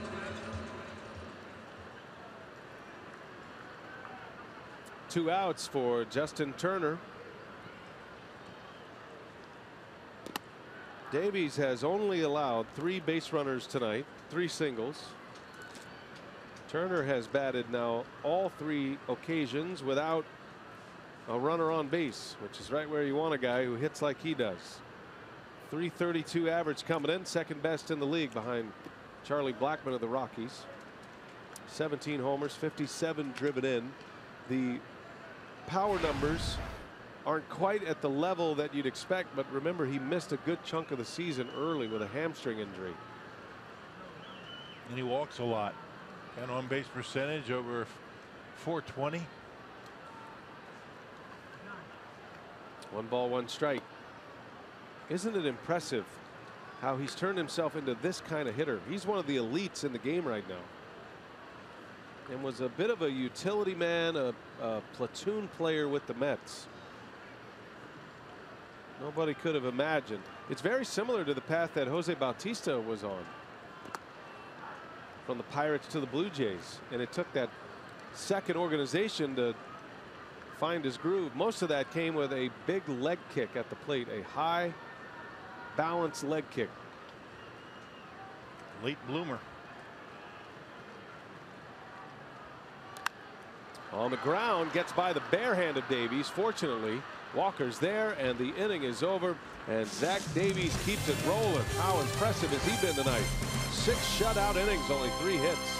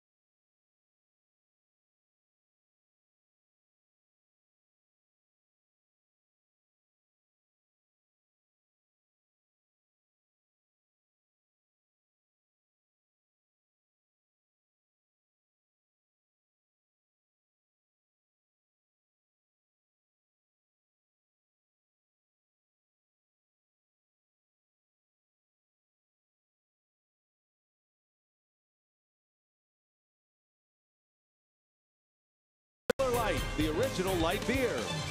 And by Chevrolet, proud sponsors of the Milwaukee Brewers. Visit WisconsinDriveChevy.com today to find a dealer near you.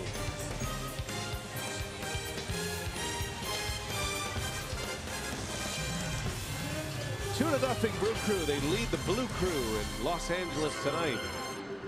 And a big crowd to see this one on a Saturday night at Dodger Stadium. Orlando Arcia with a 2-run home run in the 5th inning.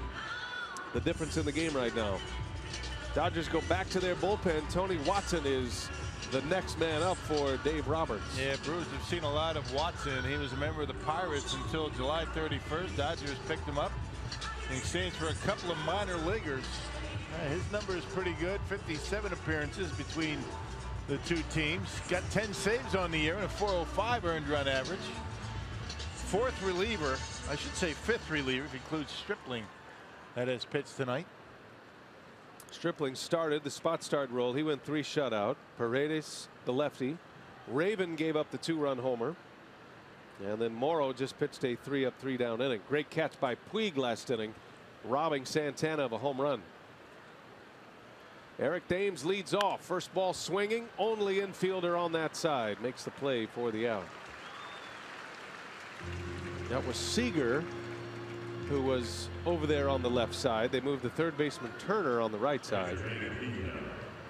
6-3 on the putout if you're scoring at home. 1 pitch, 1 out, and here comes Manny Pina at the plate, presented by Wendy's. His single set up Arcia's 2-run homer in the 5th.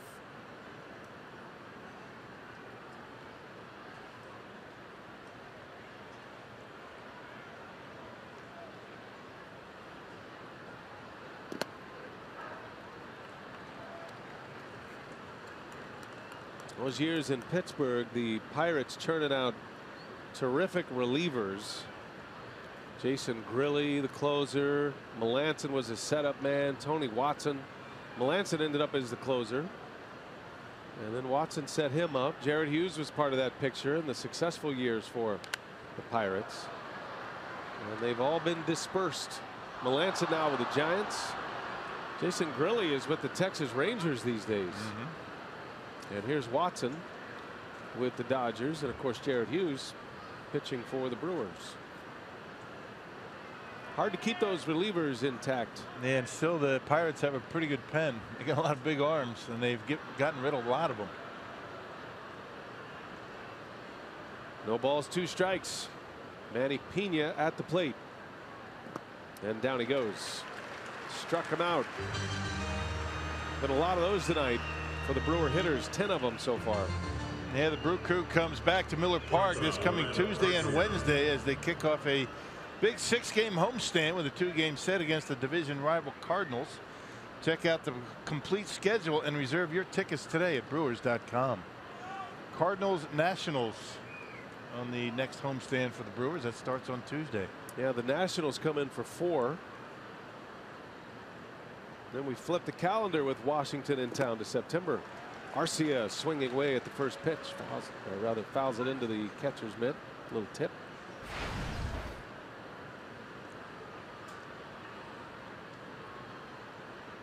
Arcia hit a bullet out of here to center field in the 5th. 402-foot home run. 102 miles an hour off the bat. It was a line shot. Arcia now with 13 on the year. 12 of them have gone over the wall.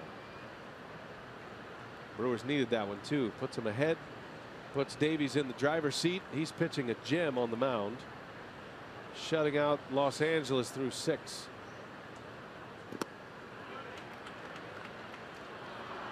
Pretty good slider down and in, but Arcia able to hold up. First pitch from Raven right down the middle, and Arcia deposits it into center field out of here, and only 2 runs of the game.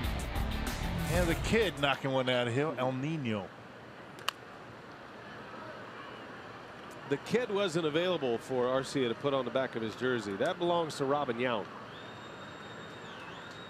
You can't wear 19 and you can't have the kid nickname. But you can have El Nino.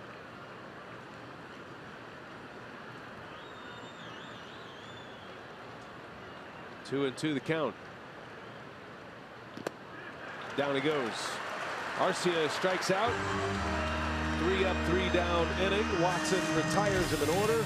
Stretch time at Dodger Stadium. We're on our way to the home 7th, 2-0 Brewers.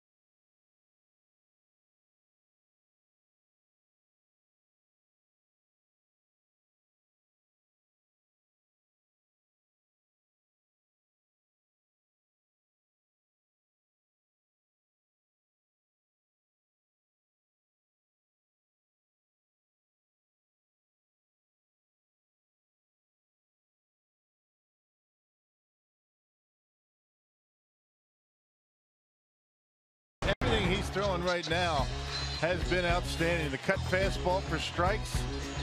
You know, the two-seamer, that comeback two-seamer has been a big pitch for him in the last month of the season. Getting some called strike threes. The changeup outstanding. I mean, he's keeping it down and away. Pulling his string on these Dodger hitters, and the curveball as well. He's thrown 40 off-speed pitches, 29 of them for strikes.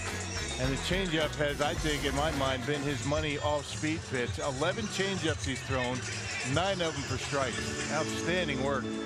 6 shutout innings for Davies. No walks, 7 punch-outs. He will face the middle of the Dodger order here in the 7th. Pitch count's in great shape at 84. Stranded 2 base runners last inning, the biggest threat the Dodgers had. There's that comeback sinker that has been such a big pitch for him tonight. That's what he attacked Granderson with in his first 2 at-bats. Struck him out with that pitch in the 4th. Granderson fires away now. That was right down the middle, and Granderson missed it. And now Davies has him 0-2. Granderson in his Dodger Stadium debut as a member of the Dodgers. And he rips that one to right. Santana's right there. Makes the play for the out. Haven't been too many of those tonight either. That was the hardest hit ball of the night. All 3 times against Granderson. Davies had him 0-2. This one he found the barrel and lines out. He's 0 for 3.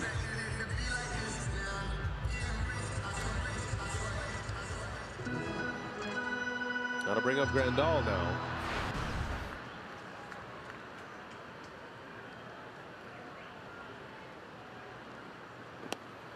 And a wave and a miss. Yeah, Grandal's having a heck of a time against that changeup tonight. Davies has struck him out twice on that pitch. And then he goes up the ladder. I beg your pardon. The last time up he struck him out with that pitch. The high cutter. And he's got him 0-2. All strikes so far for Davies to start this 7th inning. No balls, 2 strikes. Let's see what he does. Fastball in. And Grandal sends it way back. Back is Perez. He's got it for the out. Thank you, Dodger Stadium. Yeah, no kidding. I mean, 2 times in this inning, 0-2 pitches have been hit pretty well. Granderson lined out to right, and Davies barely keeping Grandal in the ballpark. Tried to commit with a fastball, left it out over the plate. Did the same thing to Granderson.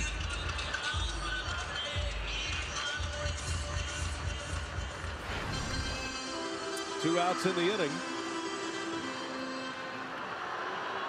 6 pitches, all strikes in this inning for Zach Davies. Yasiel Puig has one of the 3 hits, and he swings at the first pitch, fouls it off.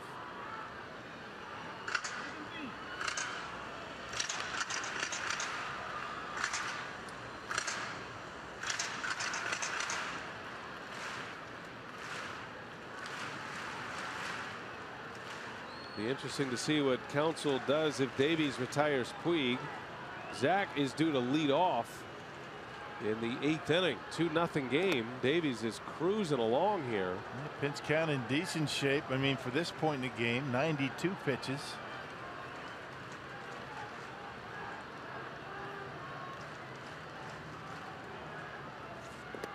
Puig takes a ball low.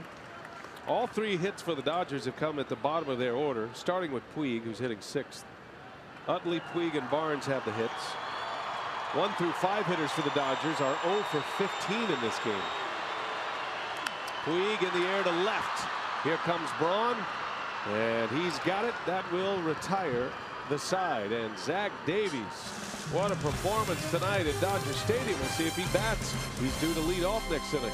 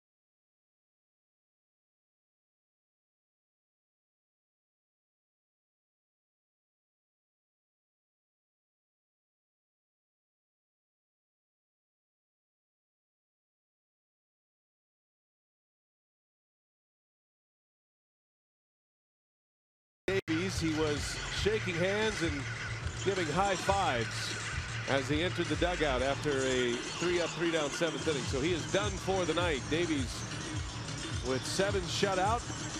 Counsell will give it to his bullpen the rest of the way. The Dodgers have made a defensive change here with Puig coming out and Kike Hernandez coming in. Looks like a double switch.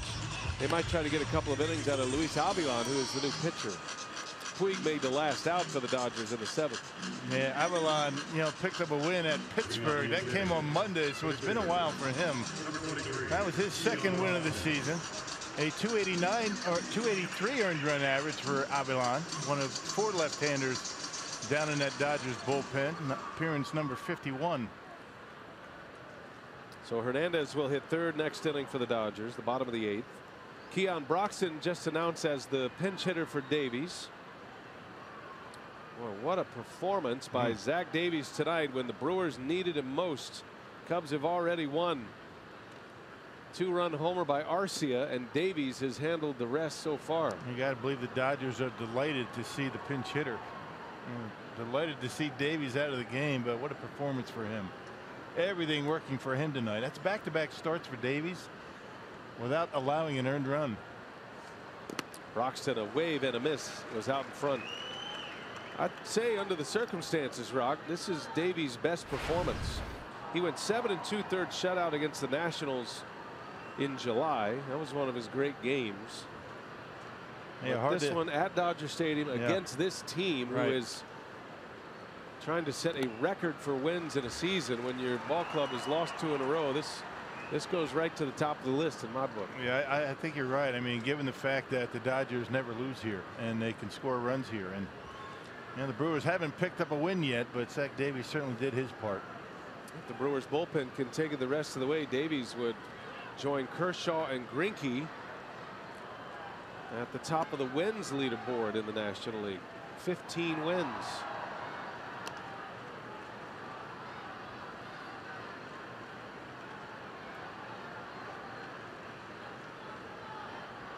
Broxton in a 2-2 count.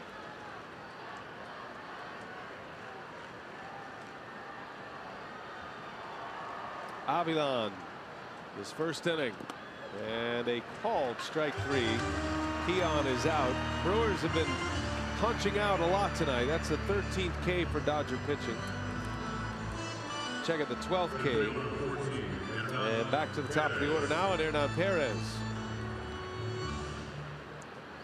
Brewers have 4 hits. 2 of them came back to back in the 5th. Single by Pina, 2-run homer Arcia.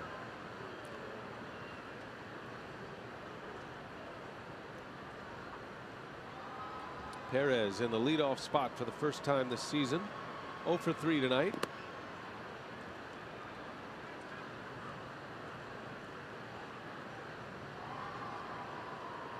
Hernan had a throw from right field in San Francisco that helped secure the lone win for the Brewers against the Giants. Threw a runner out at the plate. Yeah, that was the 8th inning. That was a big play. Brewers had a 1-run lead at the time. He's got the Venezuelan colors on his bat. Played for the Venezuelan team in the WBC. Great honor for him.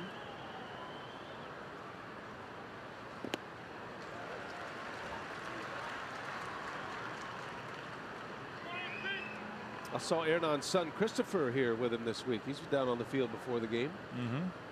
Entertaining as always, entertaining the masses with his batting stance impressions. He's got to be the best 3-year-old batting stance impersonator alive. There's a liner to left, a base hit. Old Dad's got a pretty good swing going. Yeah, he does everybody but his father. I remember Teddy Higuera's son used to do a pretty good batting stance imitation. Little Teo. My favorite was his Ben Ogilvy impersonation. Do yourself a favor, search on Twitter or YouTube, search Christopher Perez bat flip. That's a great one. I won't spoil it for you. Here's Walker. He'll turn around, hit right-handed. Walked in the first. 0 for 2 tonight. First time as a right-handed batter. Haven't seen a whole lot of Walker as a right-handed hitter with the Brewers. Matter of fact, it's only his 3rd at bat, but he is 2 for 2 thus far as a right-handed hitter.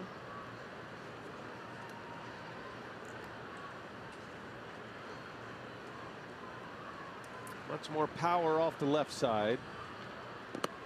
Most managers, when given the opportunity, will bring a lefty in to face Walker late in games to turn him around to hit right-handed, because that's what he does as a right-handed batter against left-handed pitching. Hits .233. Yeah, he got a big base hit in RBI in Colorado coming off the bench as a right-handed batter.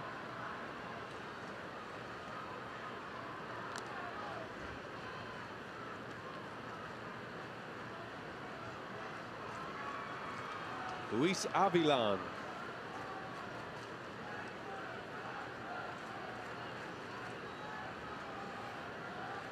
4th reliever used tonight in a bullpen by committee day.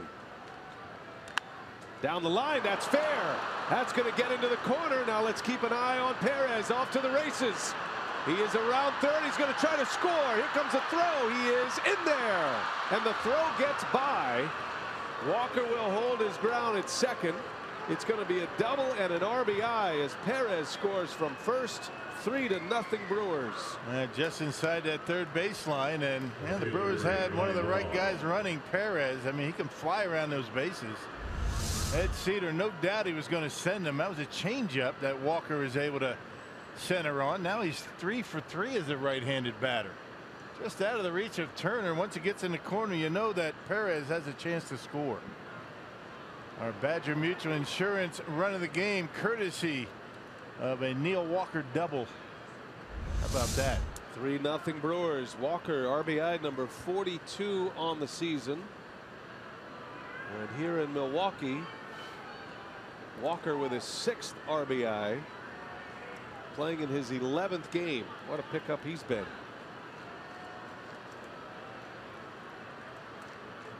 Well, puts BRAUN at the plate with a runner at second. 1 man out. Let's see if the Dodgers pitch to him. Yeah, do have a base open at first. Nobody in the bullpen, so this is one of those games where Dave Roberts is saying, each of you guys has 1 inning.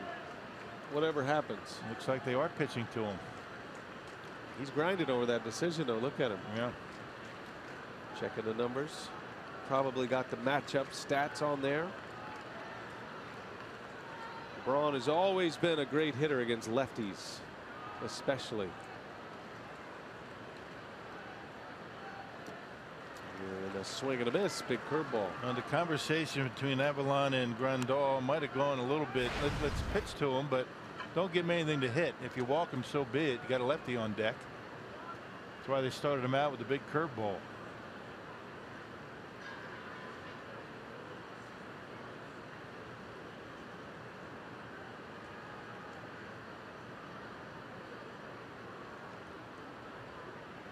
No balls and a strike to BRAUN. Outside. 1-1 the count. Yep, curveball changeup. So going with the secondary stuff.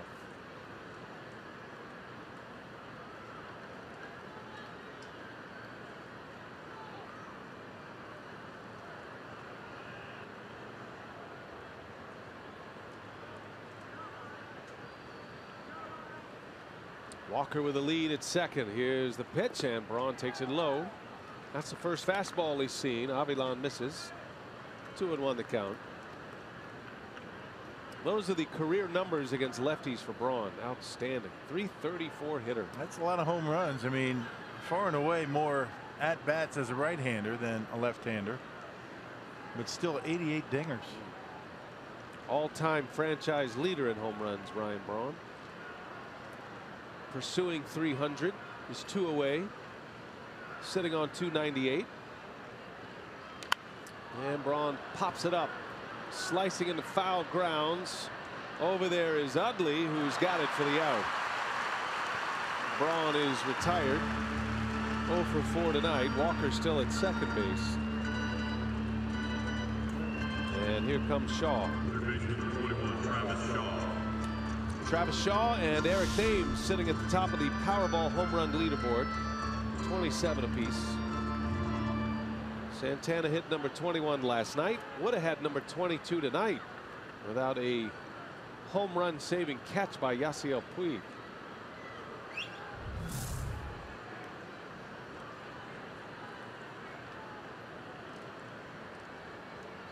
Brewers lead 3-0. They've kept this big crowd relatively quiet tonight. Zach Davies responsible for most of that. Davies goes 7 shutout.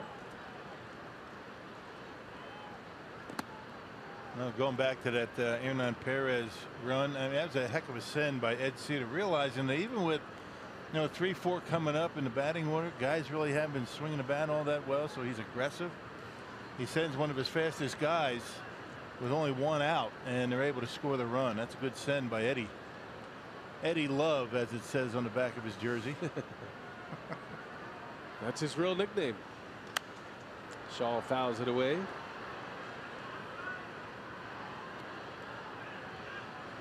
Ed Cedar knows Curtis Granderson's arm very well, and he has challenged Curtis Granderson all year. Did it against the Mets when Granderson was playing right field, and he does it here with Granderson as a left fielder.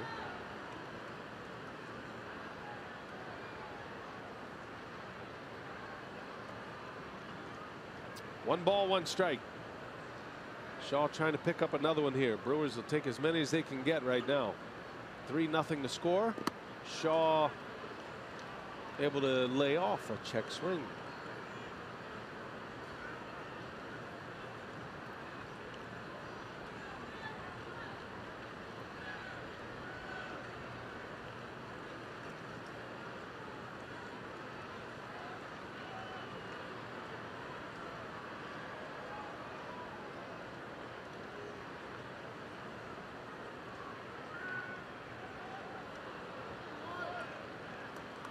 Keeping Walker honest.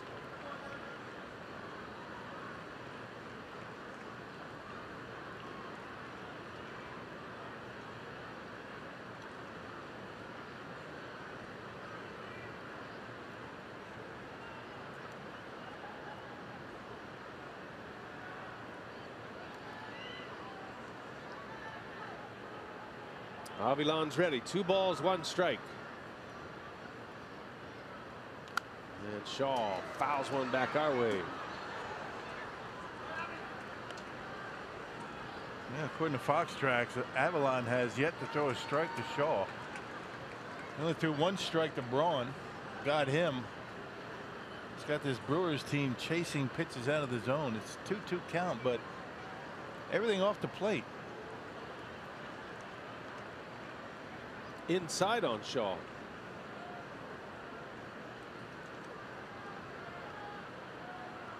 Two now.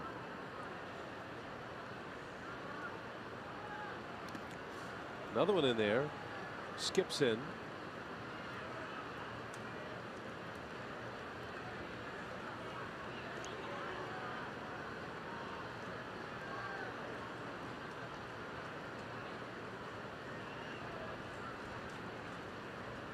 Full count to Travis Shaw. Brewers have a run in here in the 8th.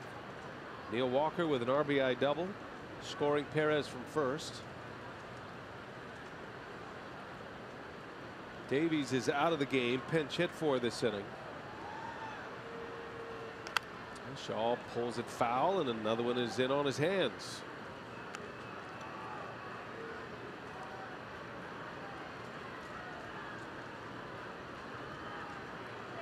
Shaw's dad was a closer here in LA.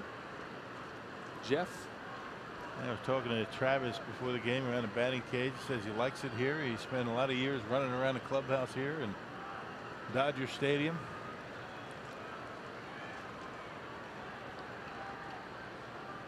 It's hard not to like it here, actually. In perfect playing conditions.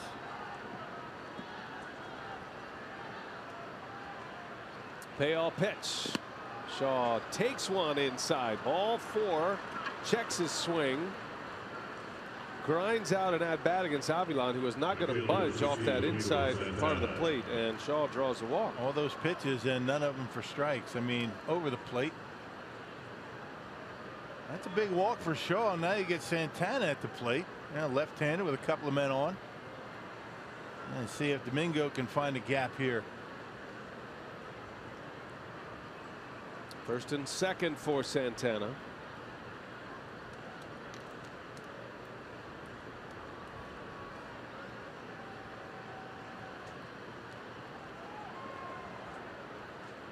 A lot of pitches here for Avilan in this 8th. Brewers have 2 hits and a walk. 2 outs in the inning. Santana hits it sharply to second, and that will retire the side. Insurance run for the Brewers. It is Neil Walker. The newest acquisition delivers with an RBI double.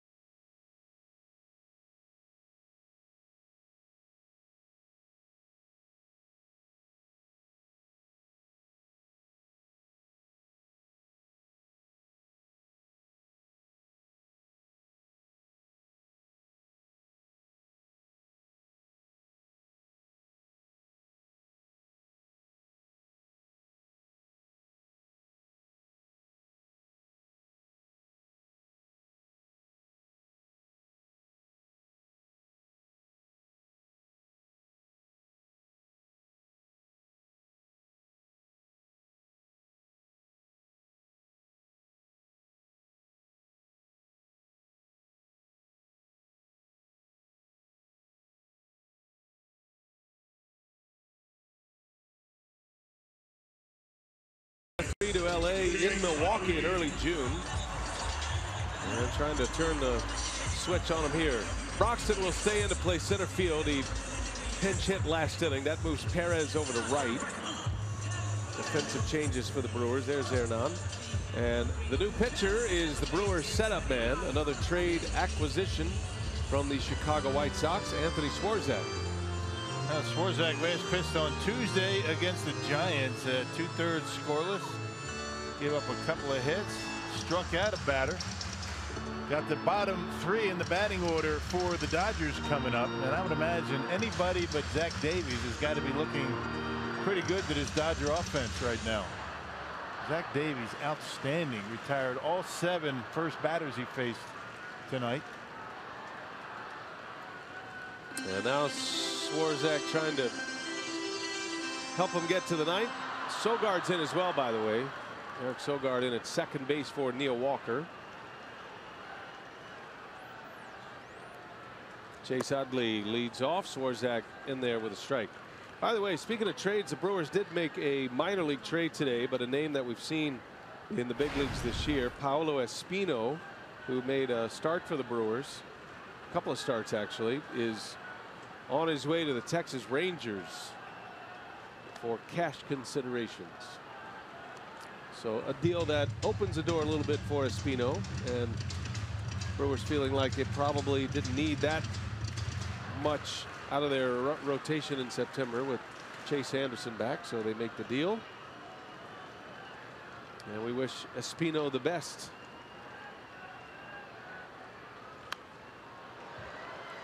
And Swarzak, good velocity, 96 miles an hour. The slider to go with it. And a cut fastball was pretty effective for Zach Davies tonight.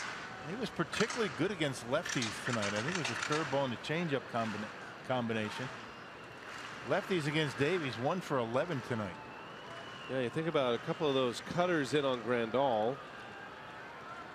But Davies had it all going tonight.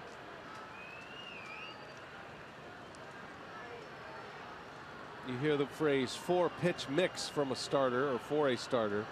For Davies tonight, it was really the 5-pitch mix, and you add that extra layer. I mean, he is spot on in this one.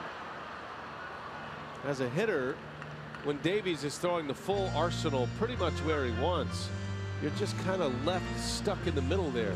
Well, especially the changeup. I mean, against lefties, the changeup is the equalizer. I mean, that keeps you off the fastball. And that's something you don't see out of Swarzak. He's basically a fastball slider. No balls, 2 strikes on Chase Utley. Swarzak has a sneaky fastball is the best way to describe it. It's up there with good velocity. I mean, he does throw 95, 96 mile an hour range typically, but there's something about his fastball that hitters don't quite pick up. He's got the finishing kick to it. Gravity doesn't hit it like hitters think it will. There's a bouncing ball through, base hit. Found a hole, did Utley. It's a leadoff single for the Dodgers. Utley's 2 for 3 today. And first leadoff hitter reaching for LA tonight. Well, the fastball in on Utley. He's right on top of the plate. You can't throw it too far in for him. He's still going to barrel it up. And that one threads the needle into center field.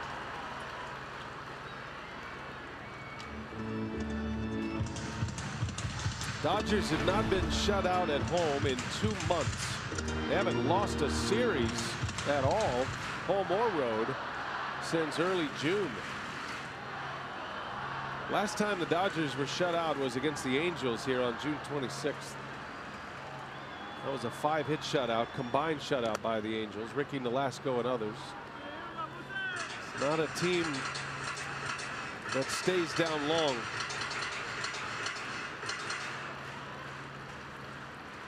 Austin Barnes has a single tonight. He singled to center field in the 5th. That was the best threat for the Dodgers against Davies. They had 2 on, but there were 2 outs in the inning, and then Davies struck out the pinch hitter Adrian Gonzalez. That was in a 2-0 game. Davies finished by retiring the last 4 he faced. Brewers added on last inning, the top of this inning. And that's where we are, 3-0. Lead man on for LA.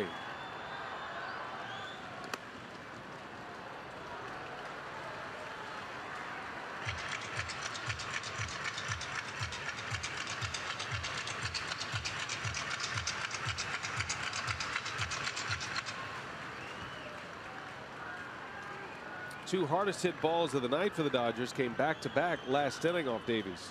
Granderson and Grandal retired them both. That's in there. Boy, it looked like the same pitch as the previous slider, but he got the call this time. Maybe about you know, half an inch closer to the outside corner, but Swarzak will take it.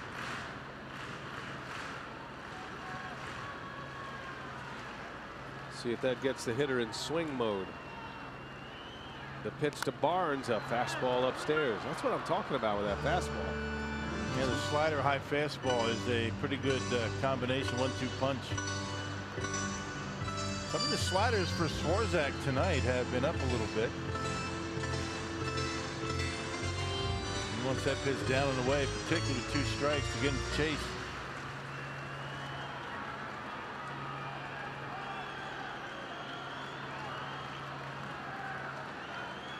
Swarzak will get some ground balls with that slider. He'd love to see one here. Turn up a double play, perhaps. 2-2 pitch. In the air, foul. Barnes is officially listed as a catcher. The Dodgers have 3 catchers on their roster, but Barnes plays all over, and he starts at second base tonight.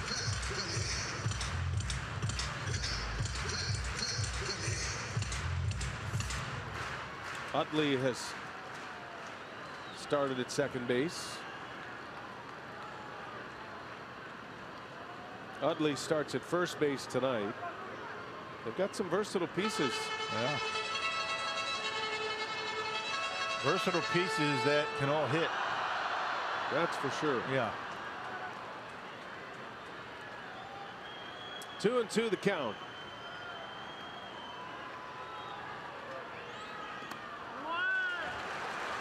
Count goes full.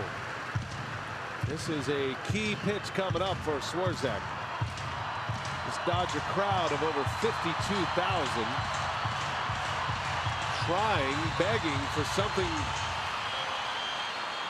to get them loud here.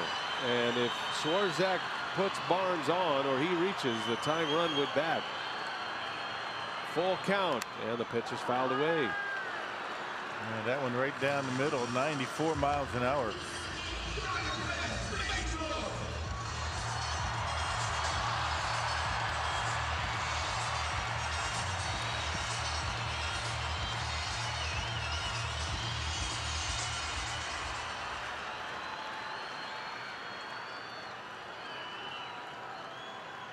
Do it again. Everything up in the zone so far. Now Swarzak will start over. Yeah, even the slider, that's not where you want it. You don't want to leave a slider up like that. Needs to get one down. Full count. Pina sets up low. And it is a called strike 3. Wow. Barnes is rung up. Swarzak gets the benefit of a couple of calls there. And the first out of the inning, Swarzak will take that and move on. Clearly off the outside corner. Gary Cederstrom giving a lot off that corner. Check this out. That's not even close. It's interesting where the ball crosses on Fox tracks and where Pina catches it, right? Stealing strikes from behind the plate. Framing pitches. Umpires hate when we talk about that. They say they call the strikes strikes and the balls balls. There are no framing of pitches to influence an arbiter. At least one umpire says that. That's one true. Former umpire. That's a big out. That's a big break. Could have gone either way there. You're looking at first and second, nobody out. Instead, Pina with the snatch him back. Holds it right there on the edge for Cederstrom to call for a strike 3. Yep, convincing him that it was a strike.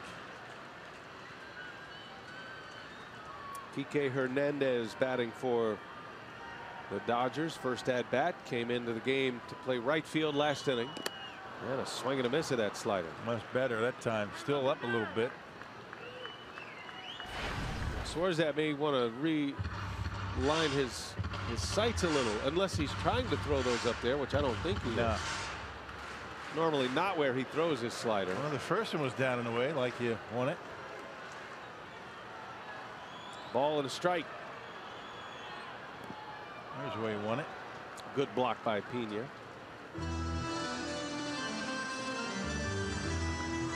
Just like you measure a great dive in the pool by the ripples or the lack of splash, you measure a great block by a catcher by the distance the ball travels after it hits a chest protector. And that just stopped on a dime right in front of him. Deadened it. 2-1 to count. Another good breaking ball, and Hernandez can't lay off. 2-2 now.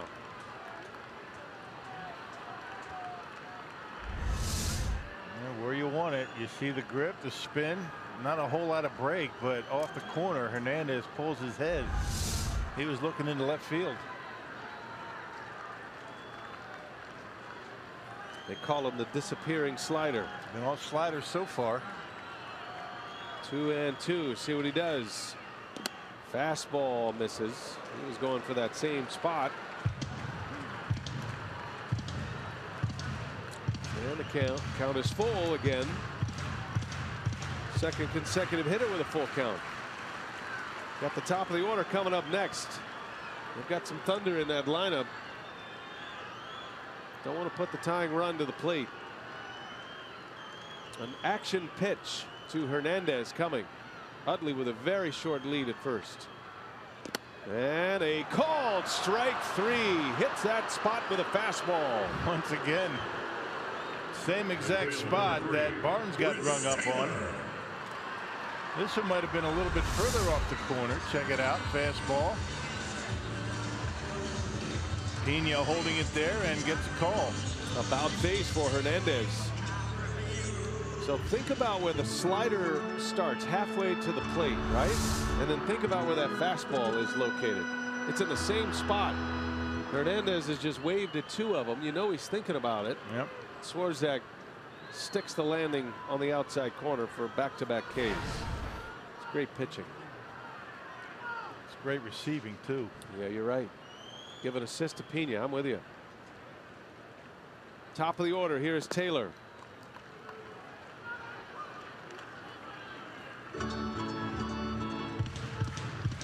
Always want to keep that tying run in the on-deck circle, so you challenge these guys.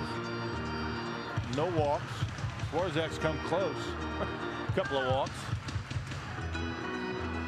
That's the mark of a great team, though, because you look down their lineup and you say, okay, which is the area you don't want to let them beat you. But that's the way it is throughout this Dodger lineup. They've got serious weapons, 1 through 8.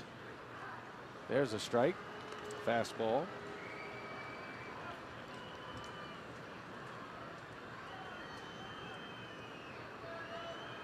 Taylor is sitting on a season high 13-game hit streak. He's 0 for 3 tonight.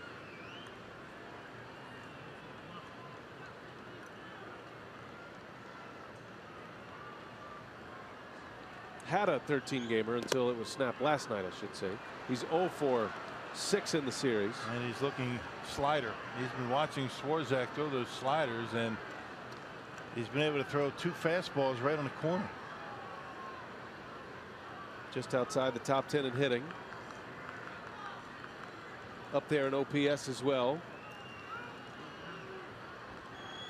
1 ball, 2 strikes. Swarzak deals, and a swing and a miss. Swarzak strikes him out to end the inning. After a leadoff single and a couple of full counts, Swarzak strikes out the side, and doing it with the fastball on the outside edge. Not once, but twice. And then the big heater for the swing and miss on Chris Taylor. Inning over. Shutout intact. Still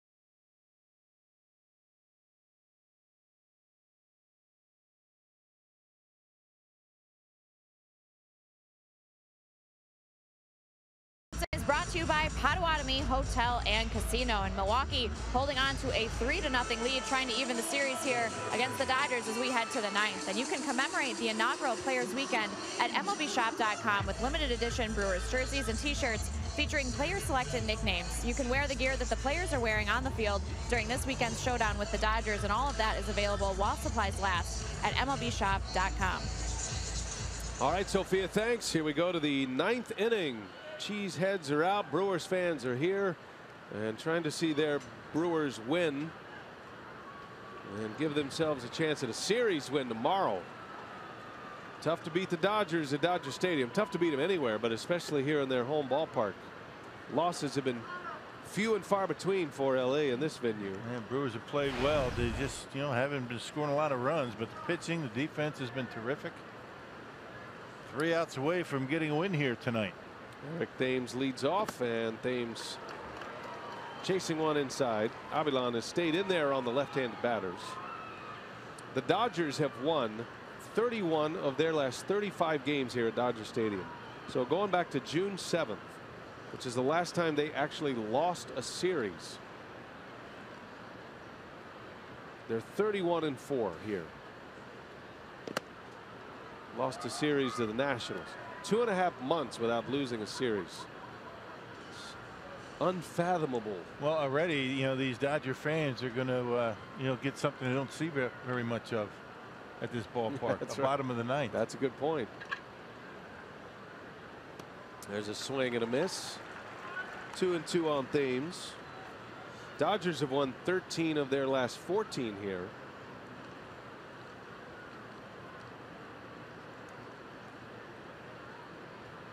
Currently ranking with the all-time best home records in the National League going back to 1913. They trail only the 75 Reds with their home record right now as Thames strikes out. That's what I mean about the Dodgers. You can throw superlatives out the whole game and how great they've been this year, but they're in the company of teams like the 75 Reds, right? The Big Red Machine, the 116 win Mariners, who lost in the postseason that year, and that's going to be the next real pressure for the Dodgers. They're going to the playoffs, but I think that's starting to creep into their minds even now. I mean anything at this point, anything other than a World Series, not just appearance but a victory, is going to be a letdown, right? Especially for these fans here. Most teams have a game like today and it's a bullpen by committee day. You're thinking it's a high scoring game. You're going to have to survive. That's what today's been for the Dodgers, and it's still a battle here. It's 3-0. It's a close game, and their relievers for the most part have kept them in this game. But it is a pretty good bullpen. Exactly. Yeah. Most teams you're searching when you have a bullpen by committee game. Dodgers are without their their 3 best starters. They're getting one back tomorrow. Darvish. Acquired him from the Rangers. So there's a lot to like with this team, but they've got a lot of burden on them as they head into the postseason.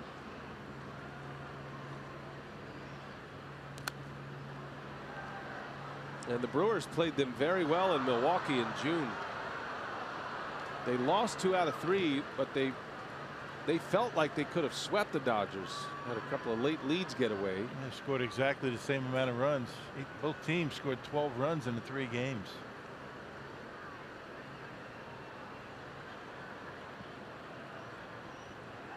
Manny Pina in a 1-2 count. 1 for 3 today. He had a single to start the 5th, and then the next batter, Arcia, hit one out. Brewers added one in the 8th on an RBI double by Walker.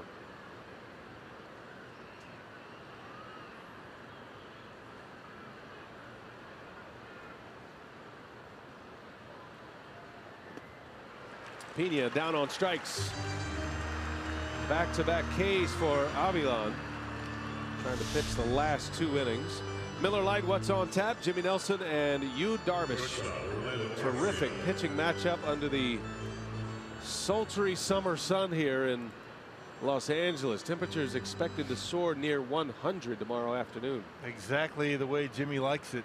Jimmy's a sweater. He's going to enjoy it. And he's pitched well against the Dodgers. Matter of fact, Jimmy Nelson's nickname on his jersey tomorrow, Big Sweats. Perfect.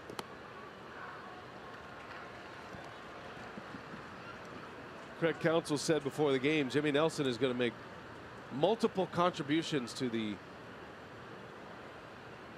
auction giveaways for the jerseys here at Players Weekend. He's got a couple made up. He pours through 2 or 3 in a game, I think. There's Big Sweats. He'll be ready. He is a big sweater, but he does like the heat. You're right. It's an interesting combo. Replace your fluids, Jimmy. You got to make sure you're all hydrated. North Florida native. Pitched at Alabama. He's all about the heat. I would say Darvish would have a more difficult time than Nelson with the heat, but Darvish has been pitching in Arlington, so it'll be interesting tomorrow. It will sap your energy quickly. See who can outlast the other.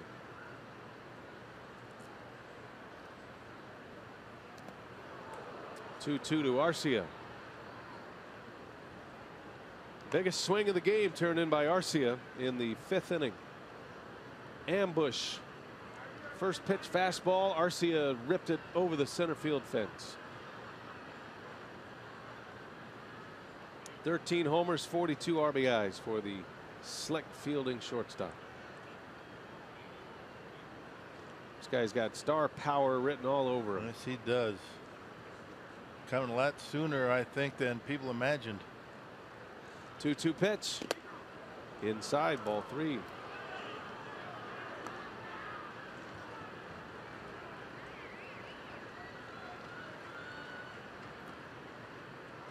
Arcia from Venezuela. He had a bat with the Venezuelan colors on it, the flag, but he's gone with his gamer. Won't be giving that one up anytime soon. Hard hit ball to short. Seager backhands. Arcia is out. Inning is over. And the stage is set. Save opportunity for all-star closer Corey Knebel.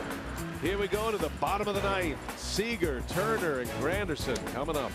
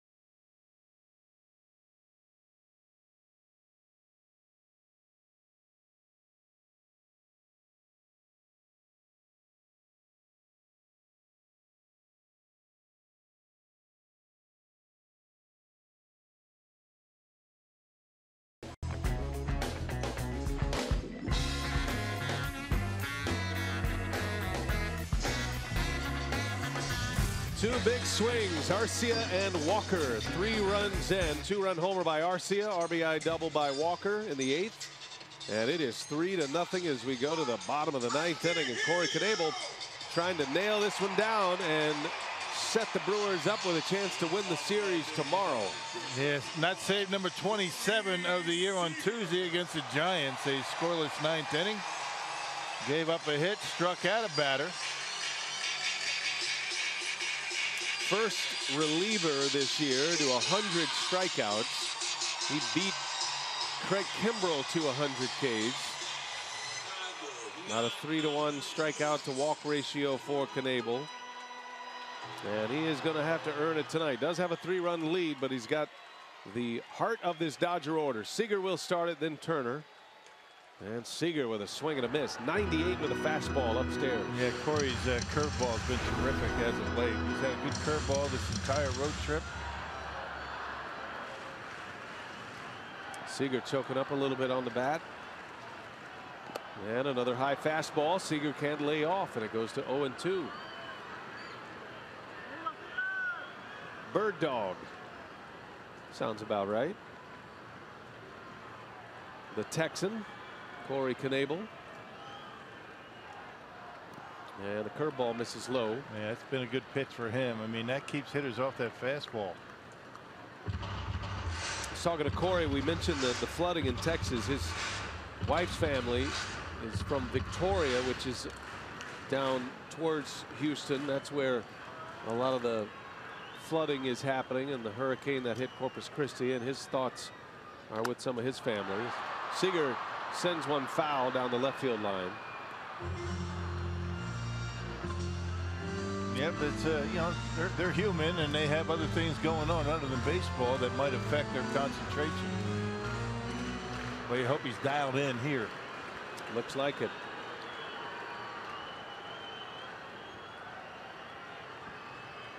Three fastballs up, the curveball in the dirt. See what he does. 1-2. Fastball, backhanded, sets, throws, and it's up the line. Seager is safe. I think Knebel might have missed his spot with that fastball. Yeah, but still he got a ground ball. Unfortunately, Shaw had the backhand. That was a long throw over to first base.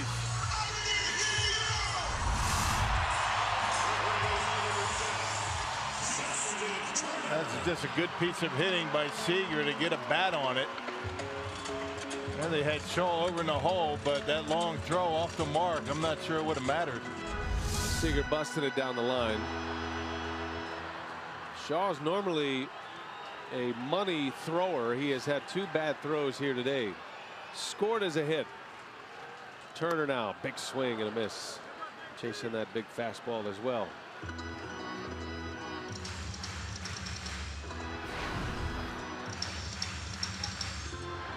Actually, they're going to score that as an E5 on Shaw. I don't know about that one. Wow. Okay. I think Seager had a chance to beat that one out, but it goes as an error. Lead man on, Turner at the plate. Big power threat for the Dodgers. And a foul out of play. And remember, we've been talking about Turner being a good off-speed hitter. Got that middle speed, curveball, sliders.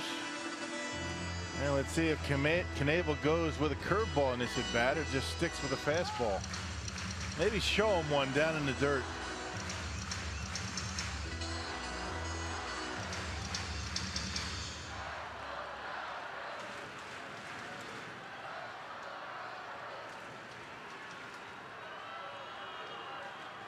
Knebel had a blown save against the Dodgers back on June 2nd. Came right back the next day and saved a game.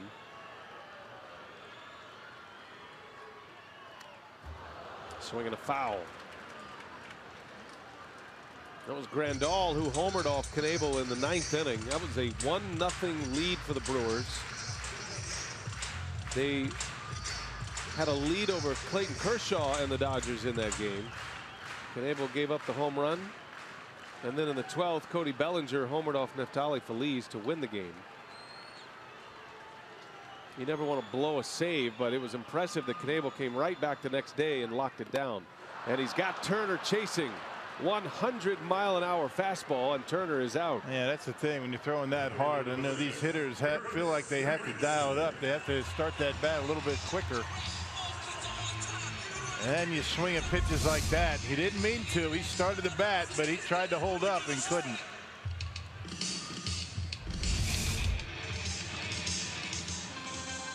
And that guy you're talking about, Grandal, is on deck. Kimbrell's leapfrog Knebel. Knebel was the first to 100. Knebel can join him with a strikeout here.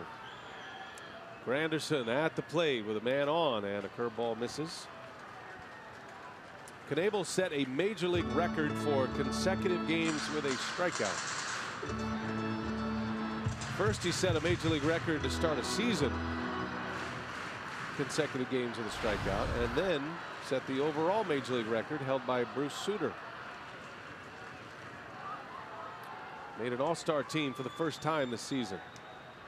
Granderson lifts it a mile high. Pina's going to give it a look right there at the net, and it's 3 rows up in the seats. There's a lot of room behind home plate. Not enough for that one.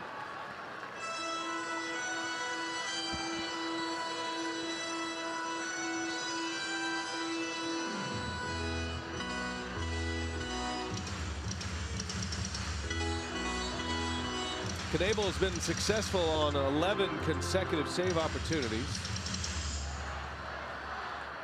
and has saves in his last 6 games. 27 for the year. 1 ball, 1 strike. And that one is on the edge.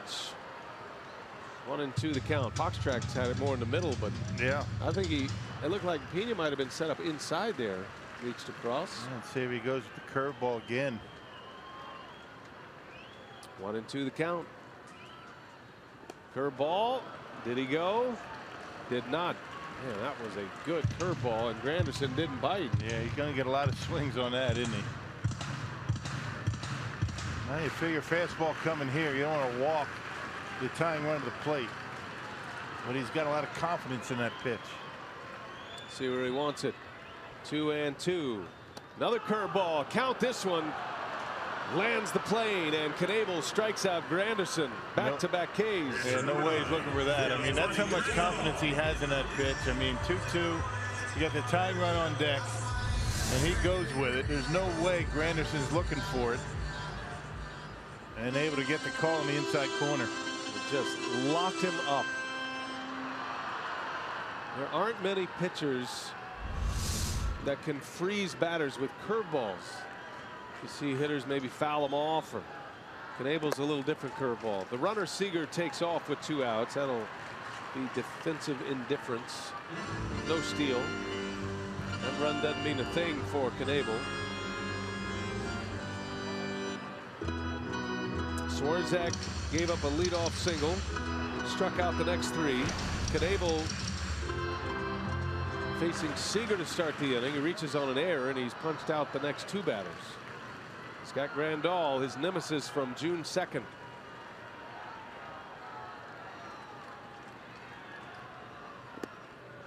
Two 2-0 now. I remember Puig's out of the game. Yeah, Puig was double switched for. That is the pitcher spot due up next. And they'll have a pinch hitter. Knebel trying to end this right here and now against Grandal. In there with a strike, fastball.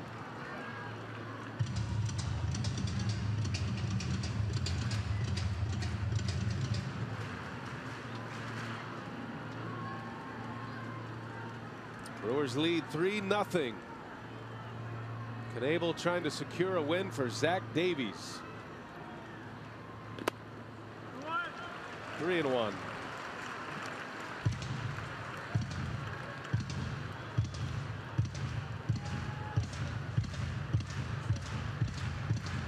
Seager over at second base, reaching on an error. Dodgers have Logan Forsythe on deck. Hit a home run last night. He represents a tying run. Knebel, 3-1 pitch, and Grandal chases it. 3-2 the count. Yeah, surprised he goes after that, right? I mean, the tying run's on deck. Well, let's see if he goes to the curveball. If he throws the curveball, I guarantee if it's a strike, he's not swinging. Same situation that he had with Granderson. It'll be a gutsy pitch. Full count.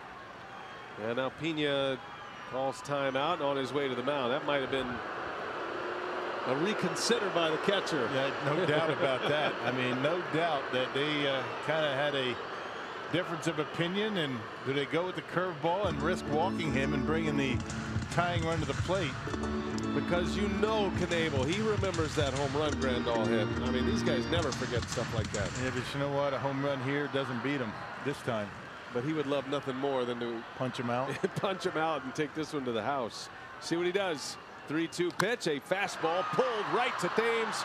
He'll flip it to Knebel, and the ball game is over. The Brewers win 3-0. They shut out the Dodgers for the first time in 2 months. And the Brewers keep pace with the Chicago Cubs. Cubs won earlier today in Philadelphia. The Brewers remain 3 back. And how about Zach Davies?